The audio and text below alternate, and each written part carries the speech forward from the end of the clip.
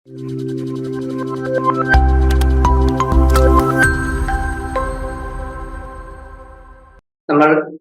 Introduction to investment എന്ന ഒന്നാമത്തെ യൂണിറ്റാണ് നമ്മൾ ഡിസ്കസ് ചെയ്തുകൊണ്ടിരുന്നത്. അതിൽ ഒന്നാമത്തെ പാർട്ട് നമ്മൾ പഠിച്ചു കഴിഞ്ഞതാണ്. ഞാൻ രണ്ടാമതൊരു പാർട്ടുണ്ട്. ഓക്കെ, നമ്മളതിനെ 3 പാർട്ടുകളായിട്ടാണ് ഫസ്റ്റ് യൂണിറ്റ് ഡിവൈഡ് ചെയ്തിരിക്കുന്നത്. കാരണം നമുക്ക് ഒറ്റ സ്ട്രെച്ചിൽ ആ ഒരു യൂണിറ്റ് നമുക്ക് പറഞ്ഞു തീർക്കാൻ കഴിയില്ല. അങ്ങനെ സ്പീഡിൽ പോകുന്നത് നമുക്ക് ശരിയാവുകയില്ല. കാരണം ഒരു ഒരു ബേസ് ആണ്. ഇൻവെസ്റ്റ്മെന്റിനെ കുറിച്ചുള്ള ഒരു ബേസ് ആണ് നമ്മുടെ ഈ ഒരു ക്ലാസ്സിൽ നമ്മൾ ഡിസ്കസ് ചെയ്യുന്നത്. സോ നിങ്ങൾക്ക് ഡീറ്റെയിൽ ആയിട്ട് മനസ്സിലാക്കേണ്ടിയിരിക്കുന്നു. അതുകൊണ്ട് നമ്മൾ 3 പാർട്ടുകളായിട്ട് ക്ലാസ് ചെയ്തിട്ടാണ് ഞാൻ ഈ യൂണിറ്റ് 1 എടുക്കുന്നത്. അപ്പൊ രണ്ടാമത്തെ പാർട്ടിലേക്ക് നമുക്ക് പോകാം. ഓക്കെ, സെക്കൻഡ് പാർട്ടിലേക്ക് നമ്മൾ കടക്കുകയാണ്. എന്തൊക്കെയാണ് ഇൻവെസ്റ്റ്മെന്റിനെ കുറിച്ച് നമുക്ക് അടുത്ത പാർട്ടിൽ നമുക്ക് എന്തൊക്കെയാണ് പഠിക്കാനുള്ളത് നോക്കാം. രണ്ടാമത്തെ പാർട്ടിൽ നമുക്ക് പഠിക്കാനുള്ളത് ഇൻവെസ്റ്റ്മെന്റ് എൻവയോൺമെന്റിനെ കുറിച്ചാണ്. ഇൻവെസ്റ്റ്മെന്റ് എൻവയോൺമെന്റിനെ കുറിച്ചാണ് നമുക്ക് രണ്ടാമത്തെ പാർട്ടിൽ നമുക്ക് പഠിക്കാനുള്ളത്. എന്താണ് ഈ എൻവയോൺമെന്റ് എന്ന് പറയുന്നത്? എൻവയോൺമെന്റ് എന്തായിരിക്കും? നമ്മുടെ സറൗണ്ടിങ്സ് ആണ്. നമ്മുടെ എൻവയോൺമെന്റ്സ് നമ്മുടെ സറൗണ്ടിങ്സ് ആണ്, നമ്മുടെ ചുറ്റുപാടാണ്. എന്റെ എൻവയോൺമെന്റ് നമ്മൾ എന്റെ ചുറ്റുപാടുള്ള കാര്യങ്ങളാണ്. മരങ്ങളുണ്ട്, പിന്നെ എന്റെ ഫാമിലി ഉണ്ട്, എന്റെ ഫ്രണ്ട്സ് ഉണ്ട്, കൊളീഗ്സ് ഉണ്ട്, എല്ലാം എന്റെ എൻവയോൺമെന്റ് ആണ്. ഓക്കെ, എൻവയോൺമെന്റ് എന്ന് പറയുമ്പോൾ നമ്മുടെ പ്രകൃതി രമണീയമായ സ്ഥലം, മരങ്ങൾ, പൂക്കൾ, കായ്കൾ, അത് മാത്രമല്ല. ഇപ്പൊ എന്റെ എൻവയോൺമെന്റ് എന്ന് പറയുമ്പോൾ എന്നെ ചുറ്റിപ്പറ്റി എന്തൊക്കെയുണ്ട്? ഒരു ബിസിനസ് എൻവയോൺമെന്റ് എന്ന് പറയുമ്പോൾ ആ ബിസിനസിനെ ചുറ്റിപ്പറ്റി എന്തൊക്കെയുണ്ട്? ഇൻവെസ്റ്റ്മെന്റിന്റെ എൻവയോൺമെന്റ് എന്ന് പറയുമ്പോൾ ആ ഇൻവെസ്റ്റ്മെന്റിനെ സപ്പോർട്ട് ചെയ്യുന്ന അല്ലെങ്കിൽ അതിനെ ചുറ്റിപ്പറ്റിയുള്ള അതിന്റെ സറൗണ്ടിങ്സുകളാണ് നമ്മൾ എന്ന് പറയുന്നത് ഇൻവെസ്റ്റ്മെന്റ് എൻവയോൺമെന്റ് എന്ന് നമുക്ക് പറയാം. നോക്കാം. The economic, political and social conditions that affect the investment market and the performance of financial instruments. അപ്പൊ എന്തൊക്കെയായിരിക്കാം? ഇൻവെസ്റ്റ്മെന്റ് മാർക്കറ്റിനെയും അതിന്റെ പെർഫോമൻസിനെയും അഫക്ട് ചെയ്യുന്ന ചില എക്കണോമിക്, പൊളിറ്റിക്കൽ ആൻഡ് സോഷ്യൽ കണ്ടീഷൻസിനെ നമുക്ക് എന്തെന്ന് പറയാം? ഇൻവെസ്റ്റ്മെന്റ് എൻവയോൺമെന്റ് എന്ന് പറയാം. ഒരു ഫിനാൻഷ്യൽ ഇൻവെസ്റ്റ്മെന്റ് മാർക്കറ്റിനെയും അതിന്റെ പെർഫോമൻസിനെയൊക്കെ അഫക്ട് ചെയ്യാൻ കഴിയുന്ന, അവയൊക്കെ അഫക്ട് ചെയ്യാൻ കഴിയുന്ന, അതിനെ ബാധിക്കാൻ കഴിയുന്ന ചില എക്കണോമിക്, പൊളിറ്റിക്കൽ ആൻഡ് സോഷ്യൽ കണ്ടീഷൻസിനെ നമ്മൾ എന്ന് പറയുന്നത് ഇൻവെസ്റ്റ്മെന്റ് എൻവയോൺമെന്റ് എന്ന്. അപ്പൊ ഇൻവെസ്റ്റ്മെന്റ് എൻവയോൺമെന്റ് നമുക്ക് 3 പാർട്ടുകളായിട്ട് നമ്മൾ ക്ലാസിഫൈ ചെയ്യാം. ഇൻവെസ്റ്റ്മെന്റ് എൻവയോൺമെന്റ് നമുക്ക് എന്ത് ചെയ്യാം? 3 പാർട്ടുകളാണ് നമ്മൾ എന്ത് ചെയ്യാം? ക്ലാസിഫൈ ചെയ്യാൻ വേണ്ടി എൻവയോൺമെന്റുകളെ. ഒന്ന് ഫിനാൻഷ്യൽ ഇൻസ്ട്രുമെന്റ്, മറ്റൊന്ന് ഫിനാൻഷ്യൽ ഇന്റർമീഡിയറീസ്, അടുത്തത് ഫിനാൻഷ്യൽ മാർക്കറ്റ്. ഫിനാൻഷ്യൽ ഇൻസ്ട്രുമെന്റ്സ് എന്ന് പറയുമ്പോൾ നമ്മൾ അതിൽ യൂസ് ചെയ്യുന്ന ഇൻസ്ട്രുമെന്റ്സുകളാണ്. എന്തൊക്കെ കാര്യങ്ങൾ നമ്മൾ അതിൽ ഫിനാൻഷ്യൽ സിസ്റ്റത്തിൽ എന്തൊക്കെയാണ് നമ്മൾ ട്രേഡ് ചെയ്യുന്നത്, എന്തൊക്കെ ഐറ്റംസ് നമ്മൾ യൂസ് ചെയ്യുന്നത്, അതാണ് നമ്മൾ ഫിനാൻഷ്യൽ ഇൻസ്ട്രുമെന്റ്സിൽ നമ്മൾ നോക്കുന്നതെങ്കിൽ. ഫിനാൻഷ്യൽ ഇന്റർമീഡിയറീസ് ആകുമ്പോൾ അവിടെ കുറച്ച് ഇന്റർമീഡിയറീസ് ഉണ്ട്. ബാങ്ക്, സ്റ്റോക്ക് എക്സ്ചേഞ്ച് പോലെയുള്ള മ്യൂച്വൽ ഫണ്ട്സ്, ഇവയൊക്കെ എന്താണ്? ഇന്റർമീഡിയറീസ് ആയിട്ട് എന്ത് ചെയ്യുന്നു? ആക്ട് ചെയ്യുന്നു. ഓക്കെ, ഫിനാൻഷ്യൽ മാർക്കറ്റ് എന്ന് പറയുമ്പോൾ നമ്മുടെ മണി മാർക്കറ്റും ക്യാപിറ്റൽ മാർക്കറ്റൊക്കെ ഉൾപ്പെടുന്നതാണ് നമ്മുടെ ഫിനാൻഷ്യൽ മാർക്കറ്റ് എന്ന് പറയുന്നത്. സോ നമുക്ക് ഓരോന്നും നമുക്ക് എന്ത് ചെയ്യാം? ഡീറ്റെയിൽ ആയിട്ട് നമുക്ക് എന്ത് ചെയ്യാം? ഡിസ്കസ് ചെയ്ത് പോകാം. ഓക്കെ, അപ്പൊ എന്താണ് ഫിനാൻഷ്യൽ ഇൻസ്ട്രുമെന്റ്സ്? ശ്രദ്ധിച്ച് കേട്ടണം, നന്നായിട്ട് പഠിച്ചോണം. ഇത് ശരി, ടെക്സ്റ്റിൽ നിങ്ങളുടെ സ്റ്റഡി മെറ്റീരിയൽ എക്സ്പ്ലെയിൻ ചെയ്ത് കൊടുത്തിട്ടുണ്ട്. ചില പോയിന്റുകൾ സ്റ്റഡി മെറ്റീരിയൽ ഇല്ലാത്തത് ഞാൻ എന്ത് ചെയ്തിട്ടുണ്ട്? ഞാനിതിൽ നോട്ട് ചെയ്തിട്ടുണ്ട്. സോ നിങ്ങൾ എന്ത് ചെയ്യുക? സ്റ്റഡി മെറ്റീരിയൽ വെച്ച് നിങ്ങൾ ഈ ക്ലാസ് തീർച്ചയായിട്ടും കാണുക. സ്റ്റഡി മെറ്റീരിയൽ കൂടെ കയ്യിൽ തന്നെ വെച്ചേക്കുക. എല്ലാ കാര്യങ്ങളും നമുക്ക് ഒരു വൈഡായി കിടക്കുന്ന ഒരു ഏരിയ ആണ് നിങ്ങളുടെ സ്റ്റഡി മെറ്റീരിയൽ നോക്കുമ്പോൾ നിങ്ങൾക്ക് കാണാൻ പറ്റുന്നത്. സോ അതിനെ അവർ സിംപ്ലിഫൈ ചെയ്തിട്ടാണ് ഞാൻ ഇവിടെ PPT ആയി തയ്യാറാക്കിയിരിക്കുന്നത്. അയ്യോ സാർ അത് മൊത്തം പറഞ്ഞില്ലല്ലോ എന്ന് നിങ്ങൾ ചിന്തിക്കരുത്. അതിന്റെ ഒരു ഏറ്റവും രത്നചുരുക്കമായ കാര്യമാണ് ഞാൻ ഇത് പറഞ്ഞിരിക്കുന്നത്. ഈ ഒരു ബേസ് നിങ്ങൾക്ക് ഉണ്ടെങ്കിൽ ഇത് വായിച്ച് മനസ്സിലാക്കി നിങ്ങൾ പഠിച്ചു പോവുകയാണെങ്കിൽ ഈസി ആയിട്ട് നിങ്ങൾക്ക് എന്ത് ചെയ്യാം? അത് മൊത്തം വായിച്ച് എഴുതാൻ പറ്റും. അത് ഫുൾ ഒരിക്കലും എന്ത് ചെയ്യരുത്? കാണാപ്പാഠം പഠിക്കുകയേ ചെയ്യരുത്. ഈ ഒരു ചാപ്റ്ററിൽ ഒരു ഏരിയ എന്ത് ചെയ്യരുത്? കാണാപ്പാഠം പഠിക്കാനേ പാടില്ല. അത് എന്ത് ചെയ്യണം? നമ്മൾ മനസ്സിലാക്കി തന്നെ എന്ത് ചെയ്യുക? പഠിച്ചു പോവുക. ഓക്കെ, കാണാപ്പാഠം നിങ്ങൾ പഠിക്കുകയേ ചെയ്യരുത്. കാണാതെ പഠിച്ചത് ഓർത്തിരിക്കത്തില്ല, ഇത് മറന്നു പോയിരിക്കും. സോ ഇതെന്ത് ചെയ്യണം? ഇത് മനസ്സിലാക്കി പല ആവർത്തനം നമ്മൾ ക്ലാസ്സുകൾ, ഇപ്പോൾ റെക്കോർഡ് ക്ലാസ് ആയത് പല ആവർത്തനം നമ്മൾ കണ്ട് എന്ത് ചെയ്യണം? ഇത് മനസ്സിലാക്കാൻ. ഓക്കെ, അപ്പോൾ ടെക്സ്റ്റ് ഇല്ലാത്ത, സ്റ്റഡി മെറ്റീരിയൽ ഇല്ലാത്ത കാര്യങ്ങൾ കൂടെ എന്ത് ചെയ്യുക? ഒന്ന് നോട്ട് ചെയ്ത്. ഓക്കെ, അപ്പൊ ഫിനാൻഷ്യൽ ഇൻസ്ട്രുമെന്റ്സിലേക്ക് നമുക്ക് കടക്കാം. എന്താണ് അതിന്റെ മീനിങ് കൊണ്ട് നമുക്ക് നോക്കാം. A contract between individual or parties that hold a monetary value. They can either be created, traded or modified as per the involved parties. Financial instruments എന്തായിരിക്കും? ഒരു കോൺട്രാക്ട് എന്ന് നമുക്ക് പറയാം. ഓക്കെ, ഒരു കോൺട്രാക്ട് എന്ന് പറഞ്ഞാൽ നമുക്ക് എന്ത് ചെയ്യാം? ഇതിനെ നമുക്ക് പറയാൻ സാധിക്കുന്നു. അതാണ് that hold A monetary value. Monetary value ഉള്ള ഒരു ആ കോൺട്രാക്ട് എന്നുള്ള ഒരു മോണിറ്ററി വാല്യൂ അടങ്ങിയിട്ടുണ്ട്. ഇതൊക്കെയാണ് ഏത് ബി ക്രിയേറ്റഡ്, അവയെ നമുക്ക് എന്ത് ചെയ്യാം? ക്രിയേറ്റ് ചെയ്യാൻ സാധിക്കുന്നതാണ്. ട്രേഡ്, നമുക്കതിനെ ട്രേഡ് ചെയ്യാൻ സാധിക്കും. സെറ്റിൽ ചെയ്യാം, അല്ലെങ്കിൽ അതിനെ മോഡിഫൈ ചെയ്യാം. ഓക്കെ, അതൊക്കെ എന്തിനാ? ആ ഏത് പാർട്ടീസ് ആണോ അതിൽ ഇൻവോൾവ് ആയിരിക്കുന്നത് അവരുടെ റിക്വയർമെന്റ്സ് നമുക്ക് എന്ത് ചെയ്യാം? അതിനെ ക്രിയേറ്റ് ചെയ്യുകയോ ട്രേഡ് ചെയ്യുകയോ സെറ്റിൽ ചെയ്യുകയോ മോഡിഫൈ എന്തെങ്കിലും ചെയ്യാം. അങ്ങനെയുള്ള ഐറ്റംസ് നമ്മൾ എന്ന് പറയുന്നത് ഫിനാൻഷ്യൽ ഇൻസ്ട്രുമെന്റ്സ് എന്ന് പറയും. അങ്ങനെയുള്ള കാര്യങ്ങൾ നമ്മൾ എന്ത് പറയുന്നു, ഫിനാൻഷ്യൽ ഇൻസ്ട്രുമെന്റ്സ് എന്ന് പറയുന്നത്. ഒരു എക്സാമ്പിൾ പറയുകയാണെങ്കിൽ ഷെയർ ഡിബഞ്ചേഴ്സ്, ഇതൊക്കെ എന്താണ്, ഫിനാൻഷ്യൽ ഇൻസ്ട്രുമെന്റുകളാണ്. ഓക്കെ, നമ്മൾ അവിടെ ട്രേഡ് ചെയ്യുന്ന ഐറ്റംസ് ആണ് എന്ന് പറയുന്നത് ഈ ഷെയർ, ഡിബഞ്ചർ എന്നൊക്കെ പറയും. നിങ്ങൾക്ക് ഈ വാക്കുകൾ നിങ്ങൾ കേട്ടിട്ടുണ്ടായിരിക്കും നിങ്ങൾ ഡിഗ്രിയും. ഓക്കെ, ഇനി അതർ കൊമേഴ്സ് ബാക്ക്ഗ്രൗണ്ട് ഇല്ലാതെ ഇപ്പം ഫോർ എക്സാമ്പിൾ ബികോം അല്ലെങ്കിൽ എംകോം, BBA ഇതൊക്കെ കഴിഞ്ഞ് വന്നവരാണെങ്കിൽ ഈസി ആയിട്ട് ഈ വേർഡുകൾ കേട്ടിട്ടുണ്ടായിരുന്നു. ഇനി അല്ലാതുള്ളവർക്ക് എന്ത് ചെയ്യാം, അതർ സബ്ജക്ട് പഠിക്കുന്നവർ MBA എടുക്കാറുണ്ട്. അപ്പോൾ അങ്ങനെയുള്ളവർക്ക് എന്തായാലും ഇതൊരു ഫസ്റ്റ് ആദ്യമായി കേൾക്കുന്ന വാക്കുകളായിരിക്കും. ചിലപ്പോൾ ഷെയർ, ഡിബഞ്ചേഴ്സ് ചിലപ്പോൾ ആദ്യമായി കേൾക്കുന്ന വാക്കുകളായിരിക്കാം. സോ അങ്ങനെയുള്ളവർ എന്ത് ചെയ്യുക, തീർച്ചയായിട്ടും അതിനെ ഒന്ന് ജസ്റ്റ് നിങ്ങൾ, നമുക്ക് എല്ലാം നമുക്ക് ഡീറ്റെയിൽ ആയിട്ട് പറയാൻ സാധിക്കില്ല. അതായത് നിങ്ങൾ എവിടെയെങ്കിലും സോഴ്സ് കണ്ടെത്താൻ നോക്കുക, അല്ലെങ്കിൽ ബേസ് അറിയാൻ ശ്രമിക്കുക. അത് പറ്റുന്നില്ല എങ്കിൽ നിങ്ങളുടെ കൺസേൺഡ് ഫാക്കൽറ്റിയോട് കോൺടാക്ട് ചെയ്തിട്ട് എന്നോട് ഡൗട്ട്സ് ക്ലിയർ ചെയ്യാം. ഓക്കെ, ബേസിൽ നിങ്ങൾ ഡൗട്ട് ഉണ്ടെങ്കിൽ എന്നോട് എന്ത് ചെയ്യാം, തീർച്ചയായിട്ടും നമുക്ക് ചോദിക്കാവുന്നതാണ്. ഓക്കെ, അപ്പോൾ നമുക്ക് ഫിനാൻഷ്യൽ ഇൻസ്ട്രുമെന്റ് എന്ന് പറയുന്നതായിരിക്കും ഒരു മോണിറ്ററി വാല്യൂ ആണെങ്കിൽ ഒരു കോൺട്രാക്ട് ആയിരിക്കും. നമുക്ക് അതിൽ എന്ത് ചെയ്യാം, ഇൻവോൾവ് ആയിട്ടുള്ള പാർട്ടീസിന്റെ റിക്വയർമെന്റ്സ് അനുസരിച്ച് നമുക്ക് എന്ത് ചെയ്യാം, അവയെ ക്രിയേറ്റ് ചെയ്യുകയോ മോഡിഫൈ ചെയ്യുകയോ ട്രേഡ് ചെയ്യുകയൊക്കെ എന്ത് ചെയ്യാം, നമുക്ക് ചെയ്യാൻ സാധിക്കുന്നു. ഇത് നമുക്ക് പ്രധാനമായിട്ടും രണ്ടായിട്ട് ക്ലാസിഫൈ ചെയ്യും. ഫിനാൻഷ്യൽ ഇൻസ്ട്രുമെന്റ്സ് നമുക്ക് പ്രധാനമായിട്ട് എന്ത് ചെയ്യാം, നമുക്ക് രണ്ടായിട്ട് നമുക്ക് ക്ലാസിഫൈ ചെയ്യാൻ സാധിക്കുന്നു. ക്രെഡിറ്റർഷിപ്പ് സെക്യൂരിറ്റീസ് എന്നും ഓണർഷിപ്പ് സെക്യൂരിറ്റീസ് നമുക്ക് എന്ത് ചെയ്യാം, രണ്ടായിട്ട് നമുക്ക് ഇതിനെ ക്ലാസിഫൈ ചെയ്യാം. ഓക്കെ, എന്തൊക്കെയാണ് ഓണർഷിപ്പ് സെക്യൂരിറ്റീസും ക്രെഡിറ്റർഷിപ്പ് സെക്യൂരിറ്റീസും. ഓക്കെ, രണ്ട് രീതിയിലാണ് നമ്മൾ ഇതിനെ ക്ലാസിഫൈ ചെയ്യുന്നത്. ഇനി ഓണർഷിപ്പ് സെക്യൂരിറ്റീസ് നമുക്ക് വീണ്ടും രണ്ടായി ക്ലാസിഫൈ ചെയ്യാം. ഇൻഡയറക്ട് ഇക്വിറ്റീസ് എന്നും ഡയറക്ട് ഇക്വിറ്റീസ് നമുക്ക് എന്ത് ചെയ്യാം, രണ്ടായി ക്ലാസിഫൈ ചെയ്യാം. ഓണർഷിപ്പ് സെക്യൂരിറ്റീസ് നമുക്ക് എന്ത് ചെയ്യാം, ഇൻഡയറക്ട് ഇക്വിറ്റീസ് എന്നും ഡയറക്ട് ഇക്വിറ്റീസ് നമുക്ക് വീണ്ടും രണ്ടായി ക്ലാസിഫൈ ചെയ്യുന്നു. ക്രെഡിറ്റർഷിപ്പ് സെക്യൂരിറ്റീസ് നമുക്ക് എന്ത് ചെയ്യാം, എഗെയിൻ നമുക്ക് രണ്ടായി ക്ലാസിഫൈ ചെയ്യാം. പബ്ലിക് ഡെറ്റ് ഇൻസ്ട്രുമെന്റ് എന്നും പ്രൈവറ്റ് ഡെറ്റ് ഇൻസ്ട്രുമെന്റ് നമുക്ക് എന്ത് ചെയ്യാം, രണ്ടായിട്ട് ഇതിനെ ക്ലാസിഫൈ ചെയ്യും. ഇത് ഓരോന്നും നമുക്ക് എന്ത് ചെയ്യണം, പഠിച്ചു വെക്കണം. ഇത് നല്ലപോലെ പഠിച്ചുകൊണ്ട് പോകണം. എക്സാംസ് എന്ത് ചെയ്യാൻ, ചോദിക്കാൻ സാധ്യതയുള്ള ഒരു ക്വസ്റ്റ്യൻ ആണ് ഇത്. ഈ ഫിനാൻഷ്യൽ ഇൻസ്ട്രുമെന്റ്സ് അതിന്റെ ടൈപ്സ് ഒക്കെ എന്ത് ചെയ്യാം, നമുക്ക് എക്സാംസിന് ചോദിക്കാം. അല്ലെങ്കിൽ ഒരു വൺ വേർഡ് ആയിട്ടോ ചെറിയ ഷോർട്ട് ക്വസ്റ്റ്യൻസ് ആയിട്ട് നമുക്ക് എന്ത് ചെയ്യാം, ഷോർട്ട് ക്വസ്റ്റ്യൻസ് ആയിട്ടോ essay ആയിട്ട് നമുക്ക് ചോദിക്കാം. അല്ലെങ്കിൽ ഷോർട്ട് ക്വസ്റ്റ്യൻസ് ആയിട്ട് എന്ത് ചെയ്യാം, ഇതൊക്കെ ചോദിക്കാൻ സാധ്യതയുള്ള ഒരു ഏരിയകളാണ് ഈ ഫിനാൻഷ്യൽ ഇൻസ്ട്രുമെന്റ്സിന്റെ കാര്യങ്ങൾ. അപ്പോൾ നമുക്ക് ഓരോന്നും എന്ത് ചെയ്യാം, നമുക്ക് പഠിച്ച് മനസ്സിലാക്കി പോകാം. ഓക്കെ, അപ്പൊ നമുക്ക് ആദ്യം നമുക്ക് നോക്കേണ്ടത് ക്രെഡിറ്റർഷിപ്പ് സെക്യൂരിറ്റീസിനെ കുറിച്ചാണ്. എന്താണ് ക്രെഡിറ്റർഷിപ്പ് സെക്യൂരിറ്റീസ്? ആ പേരിൽ തന്നെ ഉണ്ട്, ക്രെഡിറ്റ് കൊടുക്കുന്ന രീതി. ക്രെഡിറ്റർഷിപ്പ്, ക്രെഡിറ്റർ എന്ന് പറയുമ്പോൾ നമുക്ക് മനസ്സിൽ ഒരുപാട് കാര്യങ്ങൾ വരും. ക്രെഡിറ്റർ എന്ന് പറയുമ്പോൾ ബിസിനസ് പൈസ കൊടുക്കേണ്ട ആൾക്കാരാണ്. ക്രെഡിറ്റർ എന്ന് പറയുമ്പോൾ എന്താണ്, ബിസിനസ് അങ്ങോട്ട് ക്യാഷ് കൊടുക്കേണ്ട ആൾക്കാരാണ്. ഓക്കെ, അപ്പൊ കൂടുതലും അത്തരത്തിലുള്ള കാര്യങ്ങൾ വരുന്നത്, അപ്പം അതായത് ബിസിനസ്സിന് ഒരു കടം ഉണ്ടാവുന്നു, ഒരു ലയബിലിറ്റി ഉണ്ടാവണം. പക്ഷെ ലയബിലിറ്റി ജനറേറ്റ് ചെയ്യുന്നു. ഓക്കെ, പൊതുവേ ഒരു ഷെയർ എടുക്കുമ്പോൾ ലയബിലിറ്റി ആണെങ്കിലും ഇതിൽ നിന്നുണ്ട് ക്രെഡിറ്റർഷിപ്പ് സെക്യൂരിറ്റീസിൽ കുറച്ച് വ്യത്യാസങ്ങളുണ്ട്. ഒരു ലയബിലിറ്റി നമുക്ക് എന്താണ്, നിർബന്ധമായിട്ട് അത് കൊടുത്തേ പറ്റത്തുള്ളൂ എന്നുള്ള ഒരു ഇൻട്രസ്റ്റ് ബേസ് ചെയ്തിട്ടുള്ള ഒരു ഇൻസ്ട്രുമെന്റ് ആണ് ഇത് ക്രെഡിറ്റർഷിപ്പ് സെക്യൂരിറ്റി എന്ന് നമുക്ക് പറയാം. ഓക്കെ, അപ്പൊ എന്താ നോക്കാം. A debt instrument furnish an evidence of indebtedness of the issuer to the buyer. Periodic payments on such instruments are generally mandatory and all of them provide for the eventual repayment at maturity of principal. ഇതെന്താണ്, ഒരു debt instrument ആണ്. Okay, ഇതെന്താണ്, buyer കൊണ്ട് കൊടുക്കുന്ന ഒരു ഇൻഡെപ്റ്റ്നെസ് ആണ്. അയാൾക്ക് ഒരു പ്രശ്നം ഉണ്ടാകത്തില്ല, ഉറപ്പ് കിട്ടുന്ന, എനിക്ക് അതിന്റെ ഷെയർ എനിക്ക് ആ ഒരു ഇൻസ്ട്രുമെന്റ് മേടിച്ചു കഴിഞ്ഞാൽ എനിക്ക് പ്രത്യേകിച്ച് കുഴപ്പമൊന്നും ഉണ്ടാകില്ല എന്നുള്ള ഒരു തെളിവുള്ള ഒരു ഡെറ്റ് ഇൻസ്ട്രുമെന്റ് ആണ് ഇത് ഈ ക്രെഡിറ്റർഷിപ്പ് സെക്യൂരിറ്റീസ് എന്ന് പറയുന്നത്. ഇവരുടെ പ്രധാന പ്രത്യേകത എന്തായിരിക്കും, ഇവർക്ക് പീരിയോഡിക് പേയ്മെന്റ്സ് ഉണ്ടായിരിക്കും. ഇവർക്ക് പീരിയോഡിക്കലി എന്ത് ചെയ്യണം, ഇവർക്ക് പേയ്മെന്റ് ചെയ്യണം. ഇതിന്റെ പ്രിൻസിപ്പൽ എമൗണ്ട് എപ്പോഴാണോ തിരിച്ചു കൊടുക്കുന്നത് അപ്പോൾ എന്ത് ചെയ്യാം, അത് റീപേ ചെയ്യണം. ഫോർ എക്സാമ്പിൾ പറയുന്നത് ഡിബഞ്ചേഴ്സ്, ബോണ്ട്, ഇതൊക്കെ എന്താണ്, ഒരു ക്രെഡിറ്റർഷിപ്പ് സെക്യൂരിറ്റിയാണ്. ഓക്കെ, ഞാനിപ്പോ ഒരു ബിസിനസ് റൂമിന്റെ ഡിബഞ്ചർ എടുക്കുകയാണെങ്കിൽ, ഞാൻ ഒരു ബിസിനസ് ഓർഗനൈസേഷന്റെ ഡിബഞ്ചർ എടുക്കുകയാണെങ്കിൽ എന്ത് ചെയ്യണം, എനിക്ക് കൃത്യമായിട്ട് എന്ത് ചെയ്യണം, അത് പീരിയോഡിക്കലി എനിക്ക് അതിന്റെ പേയ്മെന്റ് തരണം. അതായത് അതിന്റെ ഇൻട്രസ്റ്റ് എന്ത് ചെയ്യണം, എനിക്ക് തരണം. ഇപ്പൊ ഞാനിപ്പോ എവിടെന്നെങ്കിലും ലോൺ എടുക്കുകയാണെങ്കിൽ എനിക്ക് ഇൻട്രസ്റ്റ് കൊടുക്കണ്ടേ. അതുപോലെ പബ്ലിക്കിന്റെ നിന്നും കടം മേടിക്കുന്ന ഒന്നാണ് ഏതെന്ന് പറയുന്നത് ഈ ഡിബഞ്ചേഴ്സ് ബോർഡ് എന്ന് പറയുന്നത്. ഇവ എന്ത് ചെയ്യണം, ഒരു പീരിയോഡിക്കലി എന്ത് ചെയ്യണം, ഇതിനൊരു പേയ്മെന്റ് കൃത്യമായിട്ട് കൊടുത്തിരിക്കണം. Securities may also sold at a price below the eventual redemption price. The difference between the redemption price and the sale price consulting the interest. അതായത് ഇവയെ നമ്മൾ എന്ത് ചെയ്തു, ഇപ്പൊ ഇത് വിൽക്കുന്ന പൈസ, ഇപ്പം ഫോർ എക്സാമ്പിൾ ഇപ്പൊ ഒരു ഡിബഞ്ചർ വിൽക്കുന്നത് 90 രൂപയ്ക്കാണെങ്കിൽ, ഫോർ എക്സാമ്പിൾ ഡിബഞ്ചർ എന്ത് ചെയ്യുന്നു, വിൽക്കുന്നത് 90 രൂപയ്ക്കാണെങ്കിൽ അത് തിരിച്ച് റിഡീം ചെയ്തെടുക്കുന്നതായിരിക്കും 100 രൂപയ്ക്കായിരിക്കും. ഓക്കെ, അതെന്തായിരിക്കും, റിഡീം ചെയ്യുന്ന എത്രയായിരിക്കും, 100 രൂപയ്ക്കായിരിക്കും. ആ ഡിഫറൻസ് ആണ് എന്തെന്ന് പറയുന്നത് ഇൻട്രസ്റ്റ് എന്ന്. ഇപ്പൊ ഞാൻ എന്ത് ചെയ്തു, ഞാൻ എക്സ് എന്ന കമ്പനിയുടെ ഡിബഞ്ചർ എടുക്കാൻ ഉദ്ദേശിക്കുകയാണ്.